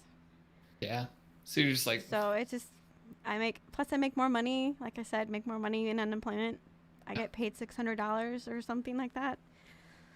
$100. It's like $600 plus I get 300 and something else. So I get combined version. I don't know what that is, but I don't care. So and that's more money than I would. Reach out to the chat real quick. That's more money than I would. And just. Yeah. Sorry. Okay. I just wanted to ask them if they have any questions for Megan, go ahead and slap them down there. I'll keep an eye on it, and we'll ask you. And I'm a newbie at guns, so ask me plenty of questions. Oh, yeah. Megan has shot before, but she is not an expert like some of you, not me. So make sure to ask her plenty of questions about guns, especially extra technical, complicated ones, so we can put her on the spot. Make her stumble, because that's what I like doing. Well, I've heard him talk about stuff, but I have no idea. A fun fact. I don't know. Oh my god, I can't even speak. Don't know if Tyler told you, but my wife and I have a friend, and we were talking in a group Discord, and he had mentioned that he lives about 5 minutes from the Nexus. Oh, jealous. In Florida, and that's where you guys went to go shoot and did the duck shoot and things like that. Mm-hmm. Oh, I forgot to put the video up. Tyler needs the video from me, but I will put it up. Maybe I'll give him on Discord so you can see me shoot a little 9mm going pew pew and die duckies. Dr. Catmilk asks. Yes. Let's see here. I'm not gonna ask that one because no, you're being a troll. Stop it. Behave, boys. Rama asks, what is your favorite gun? My favorite gun? Well, with the limited knowledge that I have... I'm supposed to talk louder. Okay. So, with the limited knowledge that I have, I would have to say that... I can tell you what looks cool. Oh, yeah. I can tell you what looks cool and what I've shot before. What looks Looking cool is those, yeah, the shotguns. The shotgun looks really cool because then you could like shoot little clay pigeons. That looks really cool, but I heard they have big kickback and I'm small, and so like I would just be like a funny show. I don't know. What I have shot is I think I told you guys last time, or not last time because people weren't in chat afterwards. In the game chat. I believe it was a Glock 19, if I'm not sure. Tyler can probably hear what I'm saying right now. It's a Glock of some sort that I shot at Nexus. Woohoo, I got it right. Yay! I also shot a 9mm, which is really nice. First time because it was a little higher up than what I'm used to with the 22. Yeah. I like 22s just to start out because if you haven't been shooting for very long, and or you have a long period of time where you don't shoot, it's a little different. So it's a Smith & Wesson Victory. Smith & Wesson Victory is what I shot. The little 22. Was the 22. And then the Glock 19 was the 9mm. And then the Glock 19 was the 9mm. Sorry, I got corrected. Okay. the lingo That's going. a good choice to actually jump up to. And I took I Megan would, out. I think we've gone out like twice, and she shot. We started her with the 22, a Walther, a little small 22 pistol, and then we moved up to the 9mm because she wanted me to build her like an AR pistol. So I built her a little squats, and we call it Stumpy. It's a very small 9mm AR, and she loves it. She loves the 9mm. She doesn't like 45 because it's just a little bit too much bang. did shoot Tyler's when he had it, his 45, and it's a lot of recoil and a very, very loud. Oh my god. But there's a whole lot, especially when you pull that trigger and it just goes. And it goes woohoo Up there like that. Yeah, and that was like I was like, not gonna happen. I also, of course, have shot his AK. Not AK. I will. KB. I've shot his AR-15. When he gets it fixed. Yes. Okay. But How did you feel about that? Did you like the AR-15? I do like the AR-15. I do. I mean, granted, that's the only longer gun I've shot. I haven't explored into other different AR-15s if it's out there, or calibers. What I feel is interesting about the AR-15 is because the projectile itself is essentially a 22. Your first rifle that you ever shot was my 308. Oh yeah, and I shot his 308 too. Oh no shit! Which is the longer really? rifle that I did. Yeah, I was actually that's a much bigger caliber too. That was his Christmas present, and I was actually the first one to shoot before him. So, and I got like this close to the center dot. So, yeah. Well, after did you enjoy shooting that? 3 practice shoots, that yeah. 450 yards, almost close to the center. Tyler was correcting me on that. So shot. And that was the first time shooting that, and it was a longer gun, so that was good. So, and I haven't shot like that in 2 or 3 years, for now at least, until we move to the desert. Now, yeah. Yep.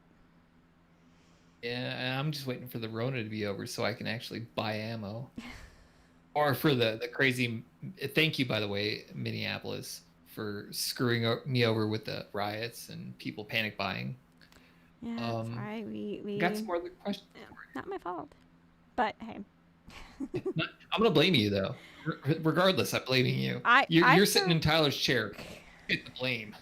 I, for one, am really happy that we're moving to the desert with 7,000 people population, so that I don't have to worry about stupid ass people doing riots. Not that I think that they're stupid and they have a right to do that, but I am so happy and feel so much safer that we're moving to a town where there's a middle of it. There's Mojave Desert in between me and Las Vegas, so that's like hallelujah. We had our protest. Literally, it was like 30 people in front. It was like walking up the street. They walked down the street. They looked around. They said, "This is too goddamn hot," and they left. That was it. Right. That and was so our it's protest. like, well, that's it. And there's no snow. I don't have to clean up my car. And I do have to put the air conditioning on if I'm taking Ellie outside. But you definitely have to put AC on. That's another story. But crawling into your car. For the people that don't understand what it's like living in the desert, and everybody in chat, please take heed of this. Living out here, you go from air conditioning to air conditioning. Your car, when you get in it, if you leave it in the sun for more than 3 hours, will be the temperature outside, the ambient temperature, times 10. The car is 200 to 250 degrees when you get in it. And so of course, if you love your dash, my new car is all black leather seats. So you are screwed. Yep. Unless I get one of those little windshield inflector thingies that people get. It's not going to help much. No. It turns it basically into a little Susie Easy Bake Oven. I know. But yeah, it's going to be interesting. So, and Tyler's car is leather seats too, so yeah. We have more questions. The Mad Valley asks, yes. Meg, will you be joining the Tundra Nation in the second Area 51 raid? And what do you plan to do with your looted alien tech? Well, I hope it's we're a lot gonna be of living technology so that I can steal pretty much all the technology and Tyler can steal all their guns and all that stuff. So I get all the tech. And clothing, because I'm pretty sure aliens do have very good fashion sense. They may. May. If not, Let me ask you a question that's been asked before, though. If you had a superpower, what would it be? Oh, superpower. I've been asked this question by Tyler so many times. And each time it does change. If you say 9 volt or crippling orgasm, done. No, because that's Copy. Tyler. He does that, and I don't understand because that's really creepy in my mind. But whatever, it's Tyler. Whatever. That's what I say. I would say. What is your superpower? I would either do lightning bolts because that'd be really cool to shock people if I don't like them, or I would be able to transform into things so that I can either, if I need to, get into like tiny places or be any object I want, pretty much, so I can hide and scare people. I never even thought about that. Yeah, I was thinking like my number one was invisibility, so I could like creep into people's shower rooms and be a weird voyeur. But the transforming into the objects is way better. Like you could turn into anything you wanted. Like, oh, here comes a guy. I'm a trash can. And I will be, one of those, if you have seen Deep Space Nine, like Odo, and he transfers into things. Yes, I watch that show and don't judge. I used to watch that when I was little. Deep Space Nine is awesome. So I want to be Odo because he transfers into anything, and that would be just really cool. I could be a spy without anybody knowing. You could be. You may be a spy. Maybe. No one knows. Futu's saying Tufu, she gave what do you birth want? to my favorite baby girl, Hypoxia. Tundra Nation, that's a huge superpower. That's correct. She did actually create another human being. Yes. So She took job. a lot from me, and Job I'm there. building it back up because she did take a lot. I'm getting my blood pressure is actually kidding. getting better, so Kidding. thank hallelujah. yeah, no kidding. Which is the second time we've mentioned Hallelujah by Leonard Cohen tonight, surprisingly. And Yeah. I'm getting messages from Tyler saying, "You're doing great." Thanks, Tyler. Thanks. We're gonna be all right without you, bud. Yes. Saying this is the new show We'll right be here. okay, It's yep. my new co-host. I take up half the show when he has to go to the bathroom, so haha. This is a long bathroom break. Let's look at the chat real quick here. I was riding a Yamaha in Arizona. Summer dying. Yeah, I'm sorry, Jake. Yeah, anything outside, any outdoor activities, you take a risk. You really do. Let's see. What else do we got going on Hey here? Tufu, what are you saying? You missed Tundra Nation. You are on Tundra Nation. Or did you say Pew Pew you Park missed says Tundra Tactical. Meg is definitely carrying Hypoxia. She is. Thank you. I've said it before. Like talking to myself, like speaking just like to a camera is freaky to me. So I have to have I let somebody you else. talk, and Tyler doesn't normally let you talk. So there you go. Really? Yeah. Well, that's true. He does like to talk a lot. So, but now I'm giving you the option say of talking what? more. You know what though? I'm gonna pass it on to you and let you talk more. Put you in my seat for a second and just go. You know what? I gotta be right back. Please don't, because then I couldn't answer all the questions about gun things. How do you feel being on stream right now? I feel good. It's good. It's always very awkward to me when I first joined and first started like getting on air with Tyler and doing stuff, and it was just like really like intimidating. Tyler gets that. 'Cause I had all these He's very people. intimidating. Yeah. It was a little scary. It was. And then I realized that like everybody over there on the right side of my screen that is chatting is basically just like me, just wanting to hang out, Talk about wanting guns. to be dumb, talk guns, have drinks. I'm sure there's probably people that are drunker than I am right now out there. I Probably. hope that I can get somebody to admit that, but probably not. So you were doing much better than I was my first stream. Well, when I first kind of took over, I'm like, oh no, what am I gonna say? Because there's a camera in my face full of like other 55 people who are wondering about my face. I don't know. Yeah, and potentially another. Well, not now, but it used to be like potentially like 30,000 people would probably go by it and be like, "Oh, click, I'm not gonna wait 2 hours to watch this shit and then click off. So there was a lot of fear. It's scary getting in front of people and talking about stuff. But what are you gonna do? We're here now. Mm-hmm. Definitely. Any Got other some other questions? Let's see here. Promise says Hypoluxia was that awkward kid. Yes, I was. I still am that awkward kid that doesn't really know what he's doing, what he's talking about. I've got a lot of cool equipment, and I still don't know what I'm doing with it. Trauma's asking.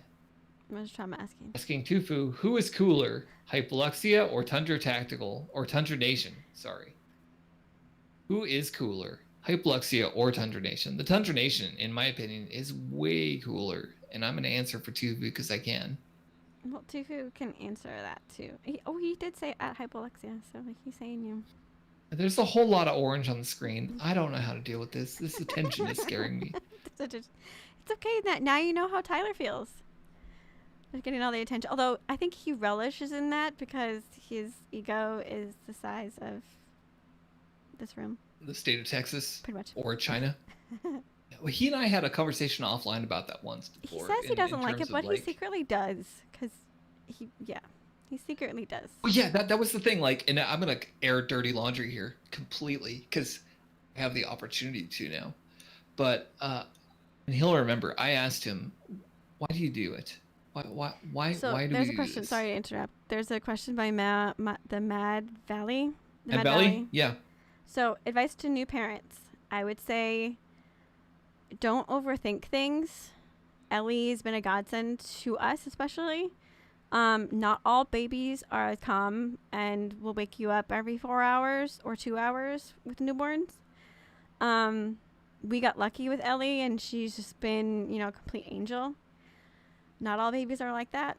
I would say take it day to day. What I did with her is when she was sleeping, I would sleep, or I get as much sleep as possible when she's sleeping, especially for my mom, and especially since I had such difficulty with her latching on to me. That's why we did complete formula, so that would probably have been different if we did complete breastfeeding.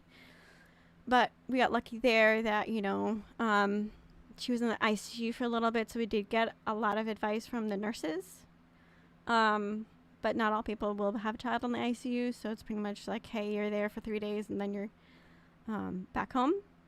I also have a lot of support from my family that's here. My mom, my dad, my aunts and uncles and relatives were really supportive. They came home, for me, especially since I couldn't drive, and Tyler was working.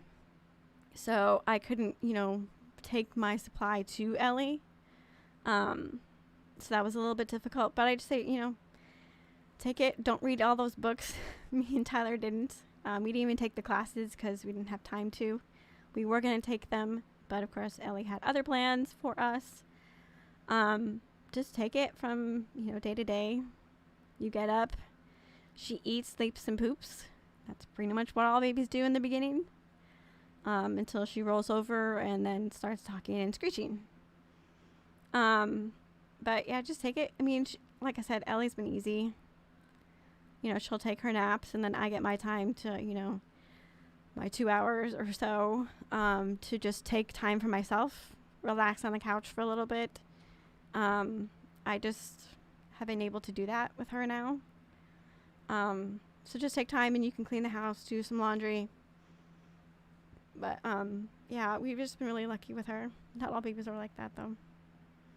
Yeah, she seems like me. Adventure Capitalist is asking me, what is the best gun for carry for a church security detail? What verse do you have engraved on your gun?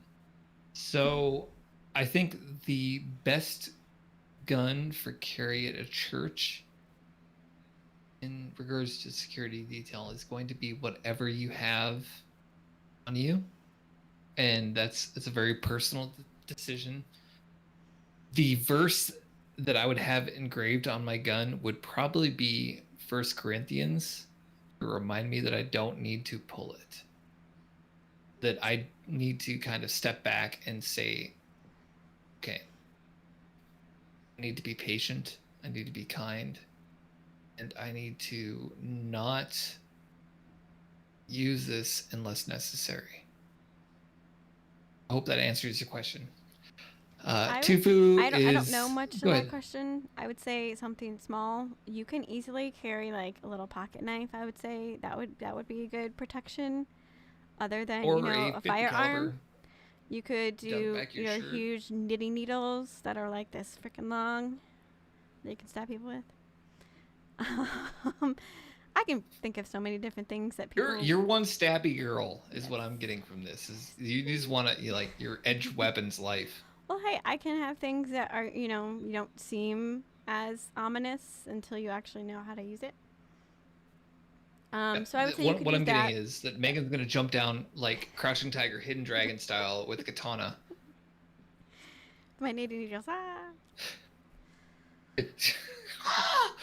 Badly dubbed like English over top of it.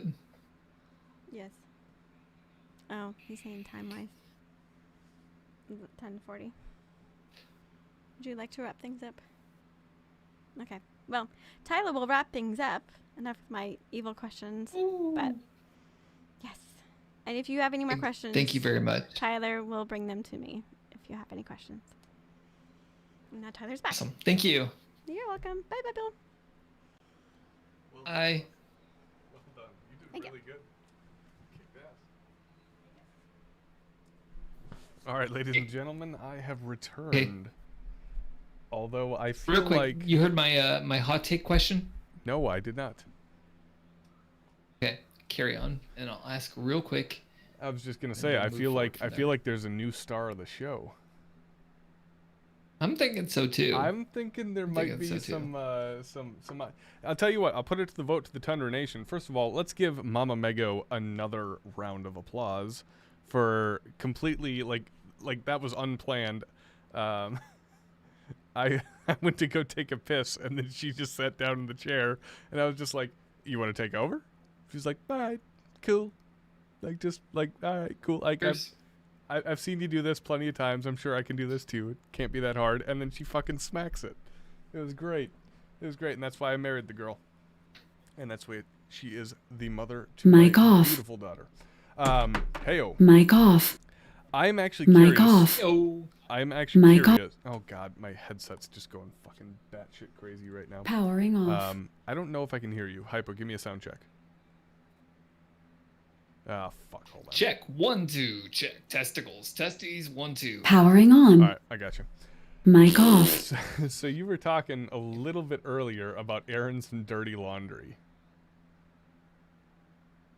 Oh yeah. Yeah, I'm interested to hear what this is about. Okay, so the question was, the subject was about your ego. Oh god. Yes.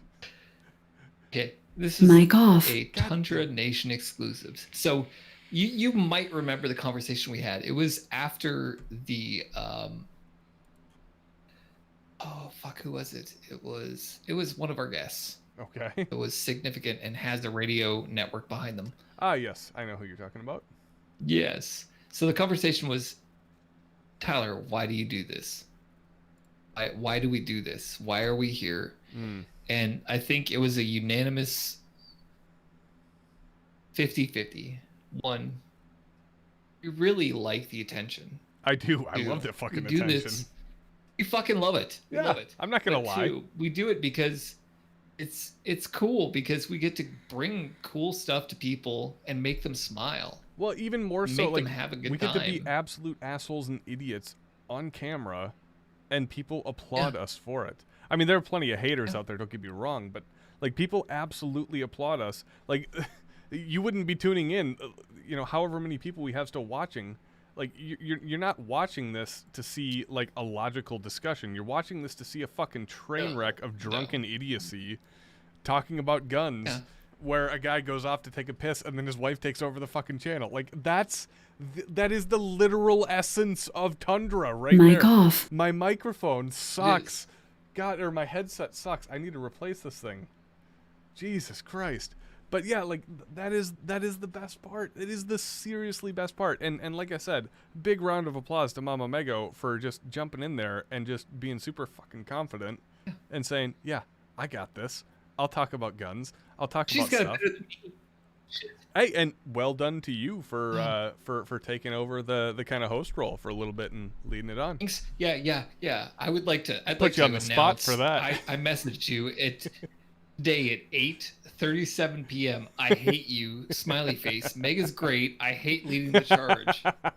You son of a bitch. You did good. So I'll take it back over from here if you don't mind. Thanks. Excellent. So Tundra Tundra Nation. Nation. Mic off shirt. Actually, that's a great idea. Yeah, mic off. Actually, no. What we need to do is we need to get your Megan to record some voiceover bits that I can put up on the stream deck, so I can just mic off, mic on, because she sounds exactly like the Corsair lady. Anywho, all right, let's dive back into some of the more, we'll call them generic Ask Tundra Nation questions.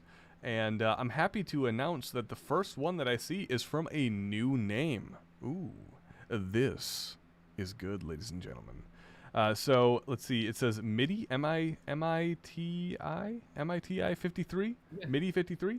He says, so I carry appendix, and my dad, who isn't a FUD, he says he's like 40. I'm assuming he means he likes 40. He carries in the small of the back. How do I convince him to carry in a different manner besides a shoulder holster? Oof. If he thinks any other way is too uncomfortable for him. Wait. I'm reading into this. I'm thinking my dad's not a FUD. He's like 40. Oh, okay. So he doesn't like 40. He's like 40. Okay. I'm picking up what you're putting down here.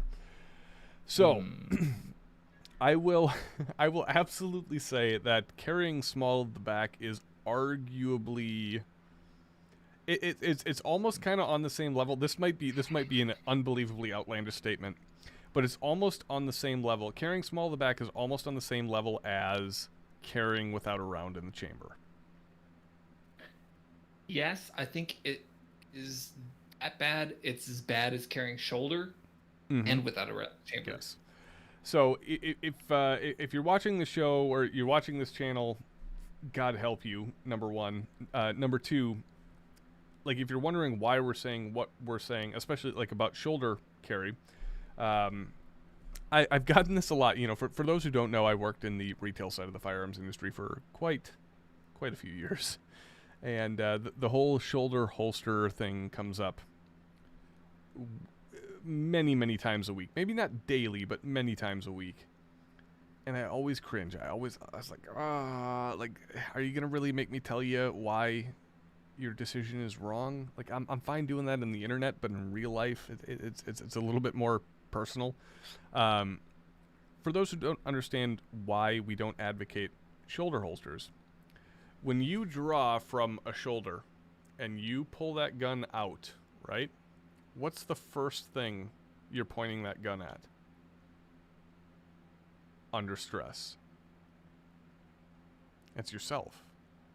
Like, that gun is pointed directly at vital organs, or at the very worst, your shoulder.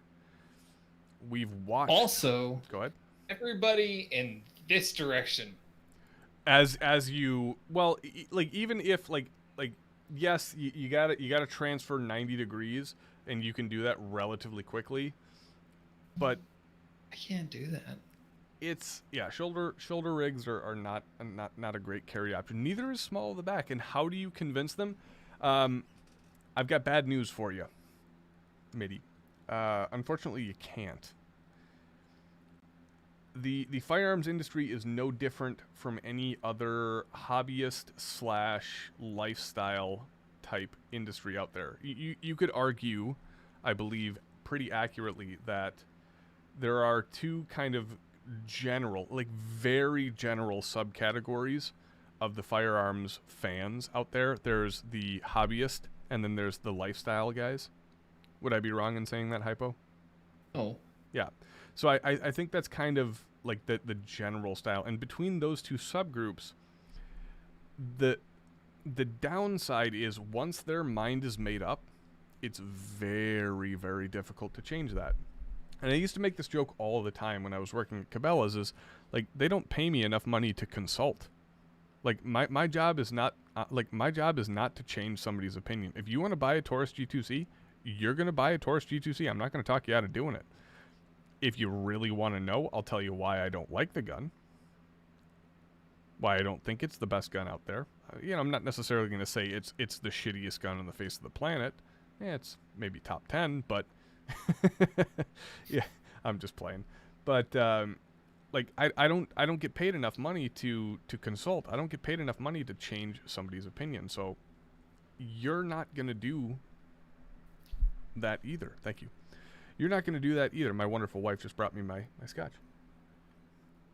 And unfortunately, it's very difficult to get somebody to kind of switch sides or flip that opinion, even if you are close to them, even if you're a son or a daughter or, a wife or a husband. When somebody is set in their ways in this industry, in this world, that's kind of it. Like, unfortunately, that is the problem. So it sucks to say, but I don't know. You got anything you want to add to that? I think especially if you're that close to somebody. If you're a son or a brother or a daughter or whatever, it's so much harder to convince somebody that they might be doing it wrong. Well, and that's the thing is it's it's kind of the classic example of it's not what you say, it's what they hear. It's how it's interpreted.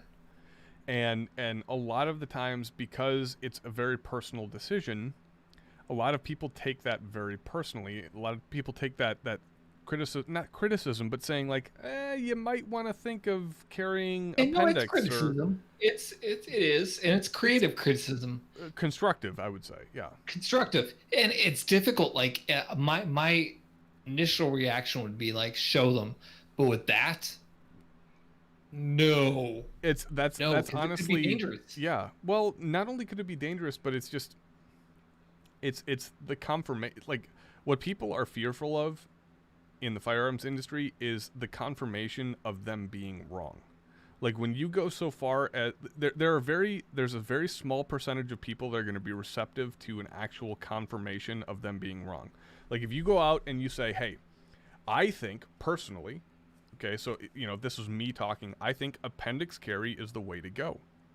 Okay, that is my, like, Tyler's, not just like anecdotally, but this is Tyler's actual opinion, is I think appendix carry is the way to go, because you can carry and conceal effectively and efficiently a wider variety of firearms. Now, granted, yes, there are certain limiting factors like body type, if you're in a car or standing up, or, there are a lot of considerable factors to weigh into that statement there. But that also could be said and be true about a 9 o'clock carry or a 3 o'clock carry, or even I guess small of the back carry. So everybody has that opinion, and when somebody challenges that opinion, regardless of how respectful they are about it, a lot of the time, because of the way that we consume content, great example, look at our comment section. People consider jokes or constructive criticism attacks all the time. They consider it an attack on their intelligence, an attack on their lifestyle, what have you, and they're very resistant to those changes. So it's a big challenge. I've just noticed that Precision Holsters hopped into the chat at this point in time, and they said so much of this job is not telling people they're wrong, and that couldn't be that couldn't be more true. It says Scott says, tell them their opinion is valid, but we have discovered something new for them to try. That's a good way of approaching it. It's a very diplomatic way, and working in if any of you guys out there still watching have worked on the retail side of the firearms industry, you understand the value of that statement. because you walk a fine line. One of my favorite things that we've ever done is the release of the What It's Like to Work in a Gun Shop video, because I was able to say everything that I wanted to say to a customer. Like, you're a fucking idiot. Get the fuck out of here. I'm no-sailing you because you're dumb. Like, obviously, I'm not going to say that to a customer. It's, even if it was my shop, like, I like money. I want to be able to feed my daughter, right? I'm not going to say that, So like, over time, you build up these frustrations and you build up these, why can't people just see the writing on the wall? Why can't they see what's in front of their face? There's a ton of evidence out there saying that this thing is wrong, or this isn't as good as this thing. And yes, it might be more expensive, or yes, it might have A or B or C. It doesn't matter. What we're talking about here, the ultimate goal for a vast majority of the people watching this show and a vast majority of the shooters out there, why do you buy a firearm, Hypo? To protect myself. Exactly, right? To protect yourself. So are you, why are you trusting your life to a potentially subpar piece of equipment? On the holster end, on the firearm end, on the accessory end, on the light end, on the sights end. Why? Now, granted, that doesn't mean if you don't have $900, don't buy a gun. Sure, but we're talking about the people are like hostily, belligerently opposed to changing what they think. Yeah. Do to be better. Well, when I'm sitting there talking to somebody about a G2C versus a 19, okay? A G2C is what, $299 on a good day? Something like that? Yeah. Okay? So for an extra $150, $150, you're into Gen 4 19 territory. Now, granted, you might not be the biggest fan of Glocks out there, but you can't argue that Glocks have built a reputation for being good guns. Okay? Don't care if you like them or not, but they didn't accidentally become the best-selling 9mm handgun on the face of the fucking planet for like 30 goddamn, well, maybe not 30 years, but for a long period of time accidentally. That didn't just happen accidentally. Okay? I think we're even getting beyond that, though, because we're not even talking about something monetarily. We're talking about changing position of draw.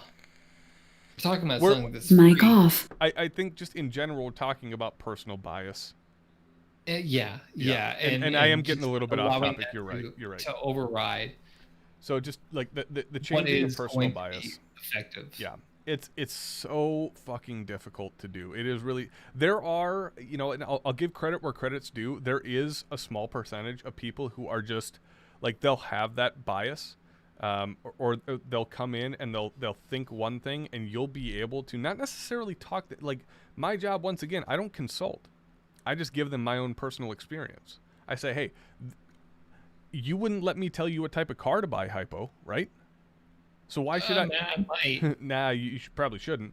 I probably shouldn't. Why shouldn't I? Or why should I be able to tell you what type of gun to buy? Like, I don't know you like you know you. You know the type of gun you should buy, right? But what I'm going to tell you is my experience with the gun that you're thinking of, and the reason why I like it or I dislike it.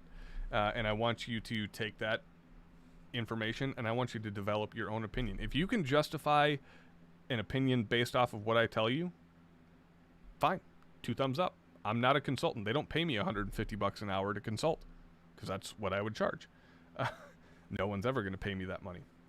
I won't. Yeah, let's move on to the next one.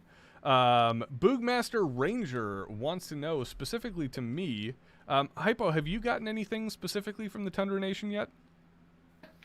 The shirt right here. Oh, look at this. Look at this. Oh, damn. Oh, that's kind of fucking cool, actually. The Adidas camo fucking desert shirt. Desert camo shit. Dude, I kind of want one of those. I'm not going to lie. Thank you, Dickie B. I kind of want one of those.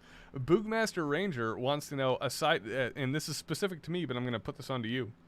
as well. He says, aside from my whiskey glasses, which I am currently drinking out of, this is the Boogmaster Ranger whiskey glasses with the custom engraved Tundra Tactical sayings. Unfortunately, the light in the back or in the foreground is a little bit too bright for me to show, but it says things like, today on Tundra Tactical, it says, yip yap, get clapped, fuck you, you're next. Oh yeah. I don't remember saying this, but apparently I at one point said clap tyranny's cheeks. Get wrecked, you fucking weirdo. Don't forget the toes. 6'5" Grendel. You're old as fuck. Scotch Belch. That's such a fud gun. So, and Crippling Orgasm Man made it onto this glass as well. So he etched a bunch of the Tundra sayings, as well as many, many other things, into a bunch of whiskey glasses that I drink out of pretty much every week. So aside from that, what is the best gift that I have ever been given? Yes, I do have. Damn, I wish you would have set me up for that because I would have gone in the other room and got mine. Studio 2. But yeah. It legitimized me. Yep, I've got Studio 1 and Hypo's got Studio 2, and soon we'll be able to put them on the same door, hopefully. Oh, fuck. Yes, Megan comes in big time. Oh yeah. Right there. Nice. So I've got Studio 1 right there, and Hypo's got Studio 2, and then we also have the OG Tundra Tactical Wolf's Head logo. Nice, with the wolf. Yes. So that was a damn cool gift, courtesy of, I believe it was Mr. Operator Tony, correct? Yeah, it was Uncle Dad. So I said that because Big Fun made me.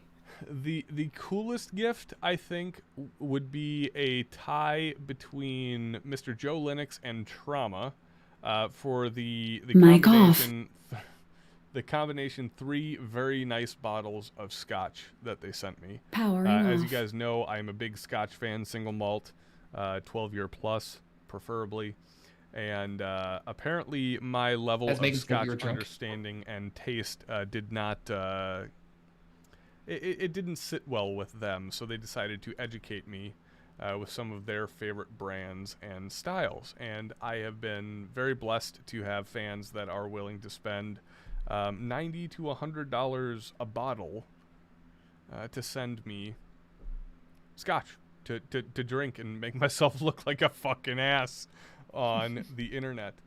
So I think that to me, it, like, in terms of, like, there's a difference between monetary value and sentimental value. Like, there have been greater monetary value things sent to us, I believe, but in terms of just, like, sentimental or, like, practical value for, like, myself, that's probably the number one. I don't know. Do you have anything you want to add to that? I forgot about the flowers I sent you. Oh shit, I got no headset. When Ellie Hold came on. home. Powering on. You remember when Mic off. sent flowers to Megan? Say it again. Mic Flowers. off. Flowers, yes. Who sent them? Yeah, to Megan. Me and a couple of the other mods. Yes, I do. And Skittles. Yes. That okay. Great point. Great point. So that wasn't necessarily to me. Who did the Skittles? Me. That was you, Sent like fucking 20 pounds of Skittles to dude. Megan. Yes. Okay. So we actually still talk about that. We had. I'll be perfectly honest. We had forgotten who'd sent the Skittles, but like that was like Bro. the biggest thing. Like when she was pregnant, the Skittles She were was- like she was the pregnant as biggest shit. thing. Yep. I knew. It was good. It was. I sent her good. candy, and then we got together. We sent flowers the day Ellie was gonna come home. I did not. Well, I of remember course you perfectly didn't. Who they were from. Yeah, of I still course you know to this didn't. day that Hypo served- Thank you. There you go. I can't remember it all. I've got a lot of people to manage and keep track of. That's why you have me. That's why I have you. You are very right, my dear. Like you have saying. Yes, Okay. see? Right. I know how to. Logistics. Yep. All right. Ooh, this is direct closed circuit to Hypoluxia. No, excuse me. Oh, shit. No, this is from you. Damn. I thought this was Yeah. going to be a question for you. Shit. All right. Hypoluxia, that fucking asshole, would like to know, we're coming up on... Oh, God, really? We're coming up on a year of you and I doing this show together. Are you fucking serious? I guess, yeah, because it was... Kid almost a year. What the fuck happened to last year? Oh, man. Dude, I don't know. It's gone. dude, It's gone. what happened? Well, okay. So first you had a baby. Yes. 2, like everything went to shit, and then Yeah. we went to SHOT Show. That is and then true. Everything went to shit. Yeah. We started it. Yeah, like the Kung Flu hit right at shot. I can't believe I just said the Kung Flu. Was just talking to Brandon about that. It's like, you remember when in January we're all at SHOT, we're like, oh god, SHOT AIDS. But Yeah. what about this coronavirus? Yeah, it was like this like mythical thing. Like this Yeah. And then coronavirus. all of a Come sudden, on. the Herrera's got it. And we're just like, ooh. All right, so Hypolexi would like to know, we're coming up on a year of you and I doing this show together. Oh, yeah. What has been your favorite thing about doing this shows together? You said shows together, by the way. The literal favorite thing that I have... I might have been drunk. Fair enough. The literal favorite thing that I have about you and I doing this show together, and this is going to sound cheesy as fuck, but it's becoming friends. Like, I've said two things, like the two best things that I've ever done for this channel, and I'm not gonna be the guy that's gonna humble brag and says, oh, like I love giving credit to other people, but I understand, like I created the channel, I created the idea of the Tundra Nation, Tundra This Tactics. is your Well, shit. Yeah. yep. 100%. In all fairness, actually, Megan came up with the name for Tundra Tactical. But as time evolved, I've been the guy at the helm, kind of steering the wheel. We've made this joke before. I steer the car. You tell us how fast we're gonna get there. You're the guy with the foot on the gas, and I'm actually like steering the car. So it's a team effort. Yes. The literal greatest thing that I've done for this channel, without a doubt, and I'm sorry if I'm putting more importance onto one person than anybody else, but the single greatest thing I have ever done for this channel was getting to know you. The single greatest thing. And the reason I say that is not only has our relationship evolved from like friendship into the professional realm into like the partnership realm in regards to I gotta be careful here in regards to the YouTube stuff. Like we've spent so much time like getting to know not just each other but our families, the friends of our families, the people involved in our families. And that has brought me so much closer and brought me so much more clarity in relation to the greater individual out there in the Tundra Nation. Like being able to understand that 2 years ago, we talked about this before, but 2 years ago, you were just a dude. Like you were just a guy in the Discord, right? And then all of a sudden we had that Mordhau night, right? Right? Get wrecked, you fucking weirdo. Yep. And I was sitting there, I was thinking, I was like, holy fuck, this guy's all right. Like we actually kind of get along, and the idea started to evolve. Yeah. And we started vibing through games. We played ESO. We did fitness. We did fitness. So Hypo, I don't think I've ever actually said this, but I'm actually going to give you the credit for this. I think you indirectly, maybe actually directly, I'm going to give it to you. You directly are responsible for me coming up with the idea of the Tundra Nation. Because had we not become friends, I don't think the Tundra Nation idea would have evolved. I think that the Discord would have just lived to serve a social purpose, a way for me to play video games with people. But because of you, I'm gonna go through all of the old videos. I'm gonna find where you said Tundra Nation at some point before meeting me. That's what's gonna happen here because of my OCD. Maybe. But gonna be like, oh wait, Tyler. I'm still going to give you the credit because it's the relationship that was built. Like we are. I would say you're pretty much my best friend at this point. And Same.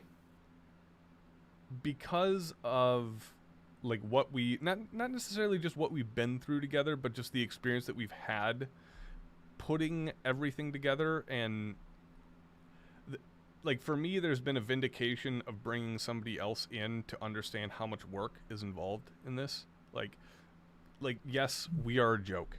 Like we are the literal joke of the firearms industry. We understand that. We know that. But there's still a lot of work and money and time and effort that goes into creation and that goes into the creativity of trying to be funny. We don't always succeed, but we do try. Please give us that. Please give us that.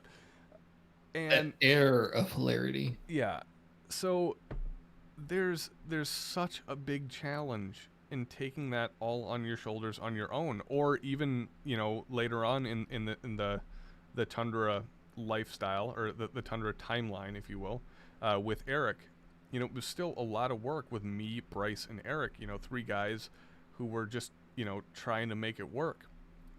When we brought you on, Hypo, everything changed. Everything changed. Whether you want to believe it or not, it changed from working towards something to just doing it. Like, I still to this day don't know what you've done, but it's become so much more casual and fun. And that's the golden bit that you've attributed to this channel is I stopped trying when I met you. I stopped working for it. Like, I stopped seeking it. I was just like, all right, like, I've got another guy to just do it, you know, hang out, have fun, talk guns. So I don't have to try anymore. Like, all right, let's go. And from that point forward, like, I think that was the thing that really made it work. Is just well, there is a difference in terms of ideology between you and me in certain situations and Well, yeah. and things, but because of that, there's so much more contrast. There's so much more talking points. There's a lot more fun to be had and a lot more comedy to be explored through those fucking Tony said thinking Brokeback Mountain shit right here. But it's the truth, you know. It's very, like, I kind of see where Brandon's coming from when he's talking about, like, I don't want to toot my own horn, I don't want to do the humble brag thing. Sure. I really don't here, but it should be said that I don't think a lot of people understand the relationship that you and I have.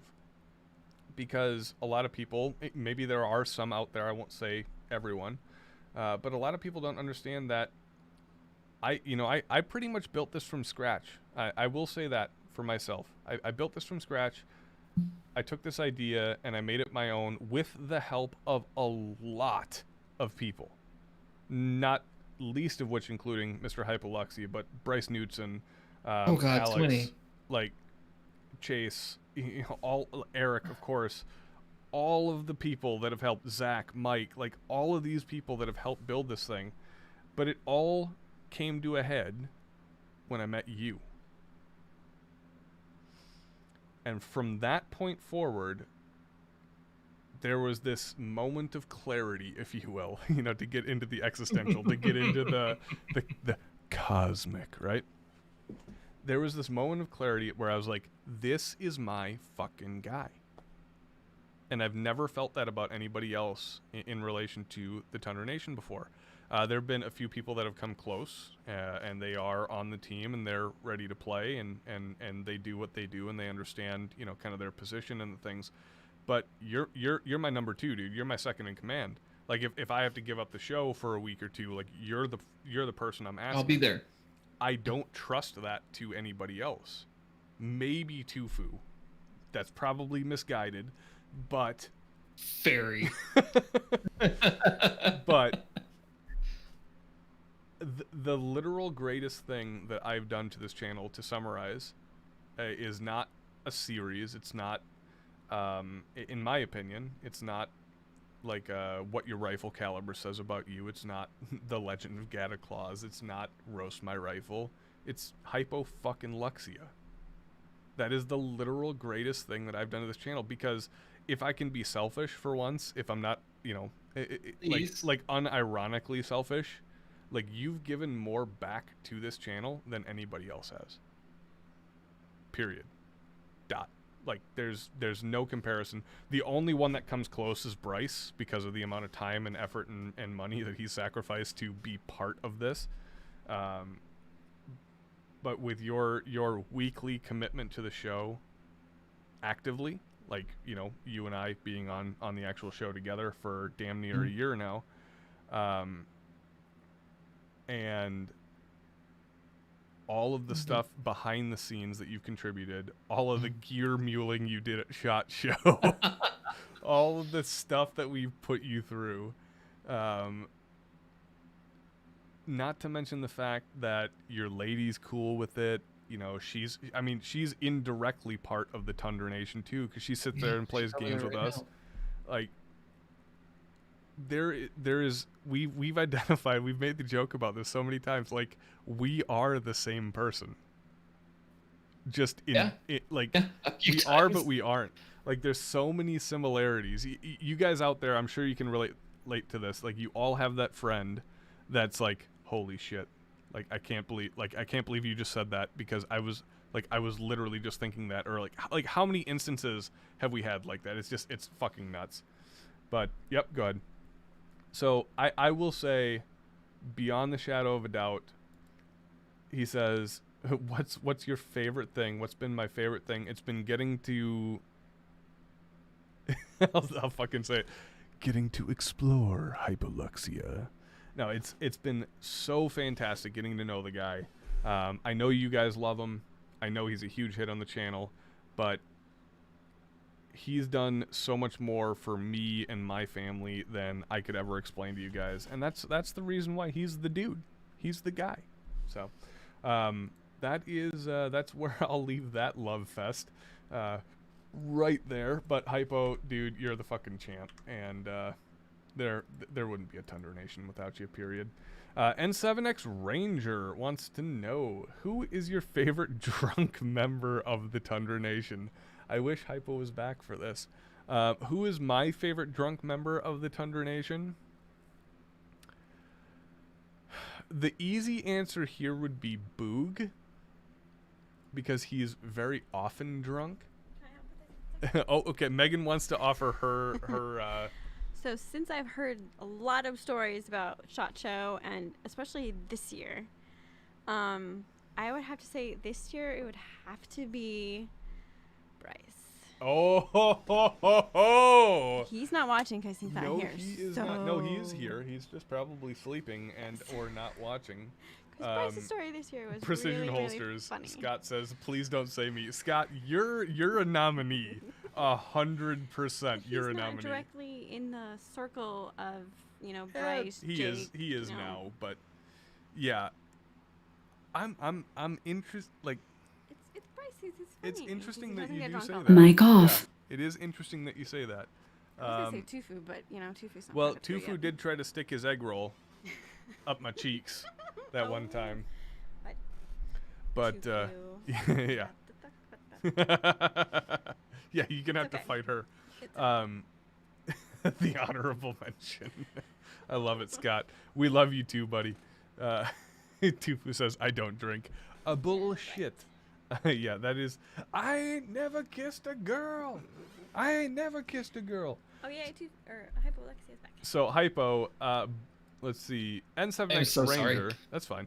N7X Ranger wants to know, who is your favorite drunk member of the Tundra Nation? And Megan was just talking about Bryce at SHOT Show and the stories that we told her, which I think that's a fantastic choice. Great side story before you answer, and I'll give you a little bit more time to think of an answer to this. Great side story. Mark just posted a couple of pictures from Tactical Yoga Girl, if you remember who that is in relation to Bryce. All right. So who is your favorite drunk member of the Tundra Nation? Where are those pictures? It's on Mark's Instagram. Asking for a friend. Okay. Favorite drunk member. I said the easiest, easy out here is Boog. So Boog is good for comedy relief. Dickie B is top tier. That's a good one. Yeah, he's a tier 1. He's a tier 1 Mickey drunken is, operator. He's tier 1. I did say that Man, Tufu we tried got to so stick his many egg roll in my alcoholics butt. here. I'm gonna go with Mark. Mark, Fit and Fire like fucking our Mark. boy Mark. Okay, yeah, he is. Just specifically for one reason. Well, oh, yes. A hair. Well, okay. So here's the thing about drunk Episode Mark. 50. Here's the thing about drunk Mark. You guys, if you're fans of Fit and Fire and you haven't seen him on the show, you don't normally get to see him drunk, right?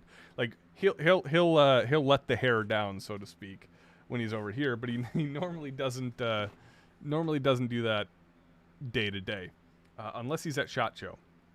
And when he's at SHOT, oh boy, man, that guy likes to party.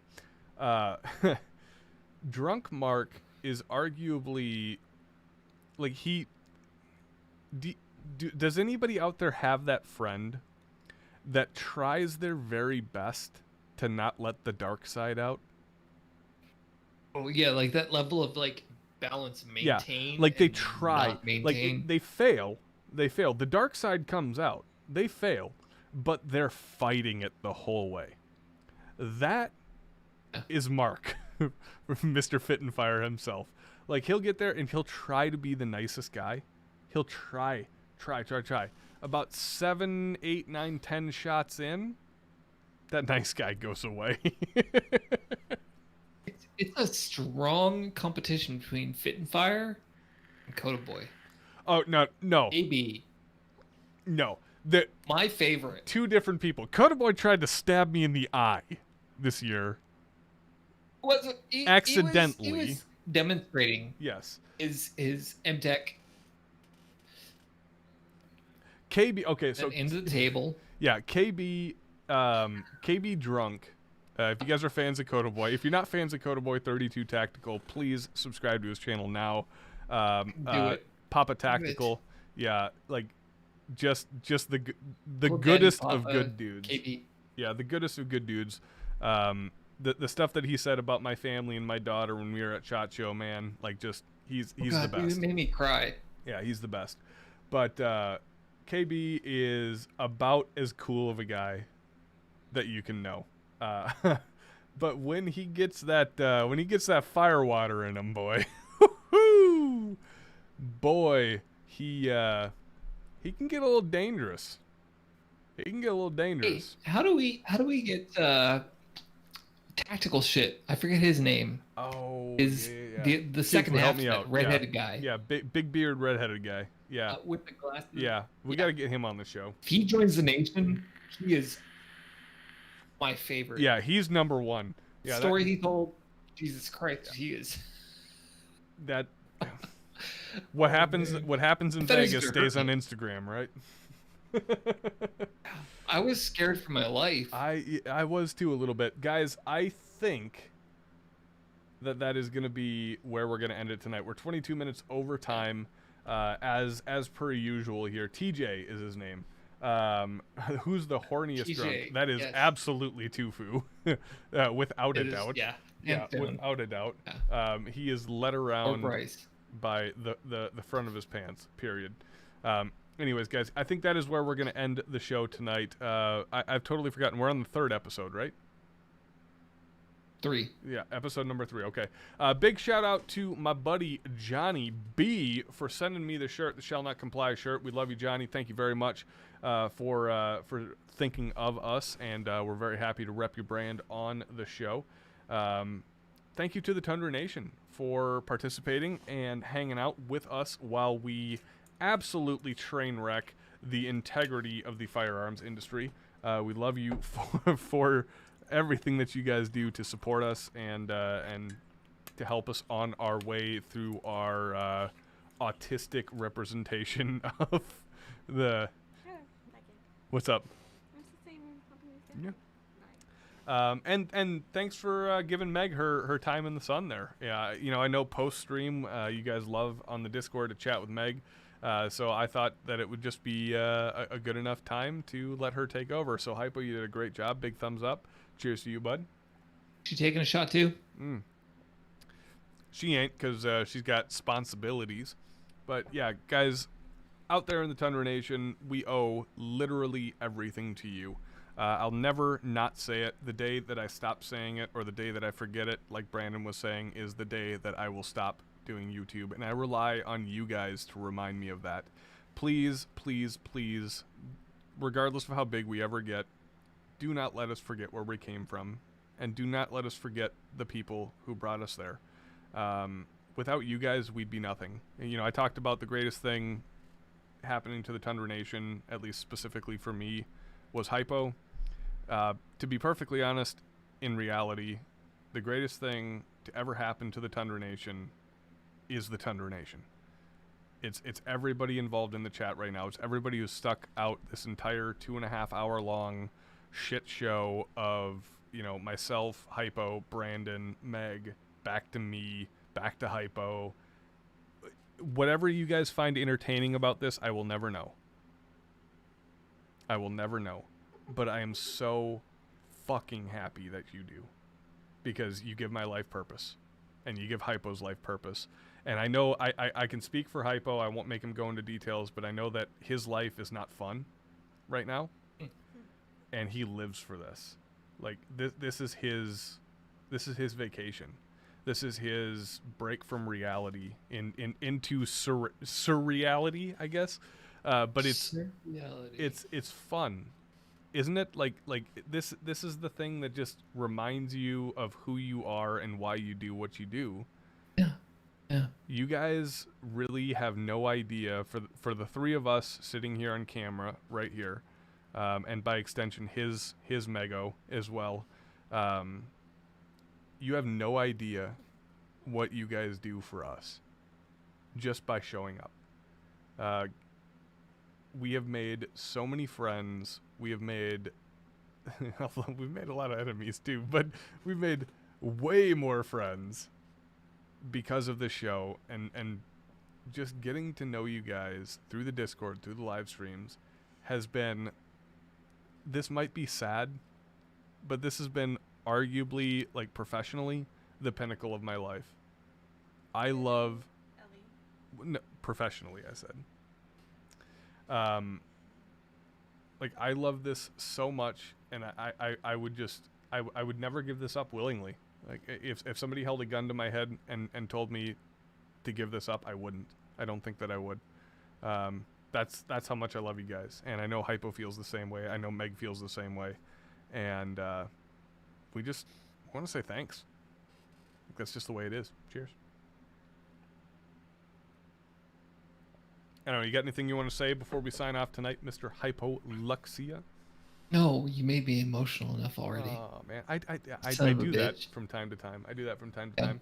But I really mean it. Like, I want to make sure that you guys understand just how much you mean to us. You know, I know that we have an influence on certain people out there, and some people take us seriously, some people don't, or some people like us and some people don't. But fuck, man. Like, you guys out there in Tundra Nation land are just the literal pinnacle of human society. And that might be our problem, but we love you for it. Fuck off. We love you. This last one goes out to the Tundra fucking Nation. Right there, baby. Cheers. Baby. All right, ladies and gentlemen, this has been... Oh, what's... Yeah, Tufu's complimenting your smile. Thank you, Tufu. Ladies and gentlemen, this has been episode number 3 of the Tundra Nation. Yes. Let me say that again.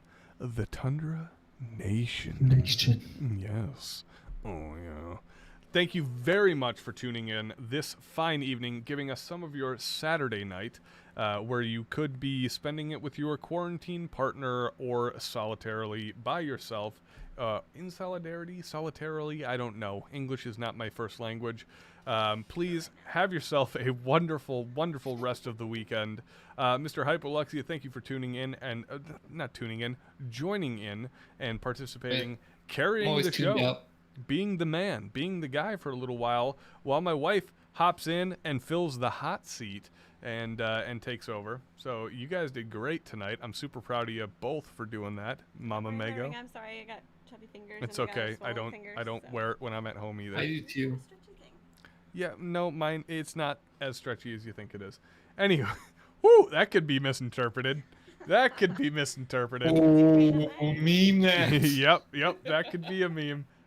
Anyways, guys, thank you very much for tuning in to this week, the 3rd episode of the Tundra Nation. We wish you all the best, and we will see you all in the next episode when Hypo, take it away. We still don't know what the fuck we're doing. Bye!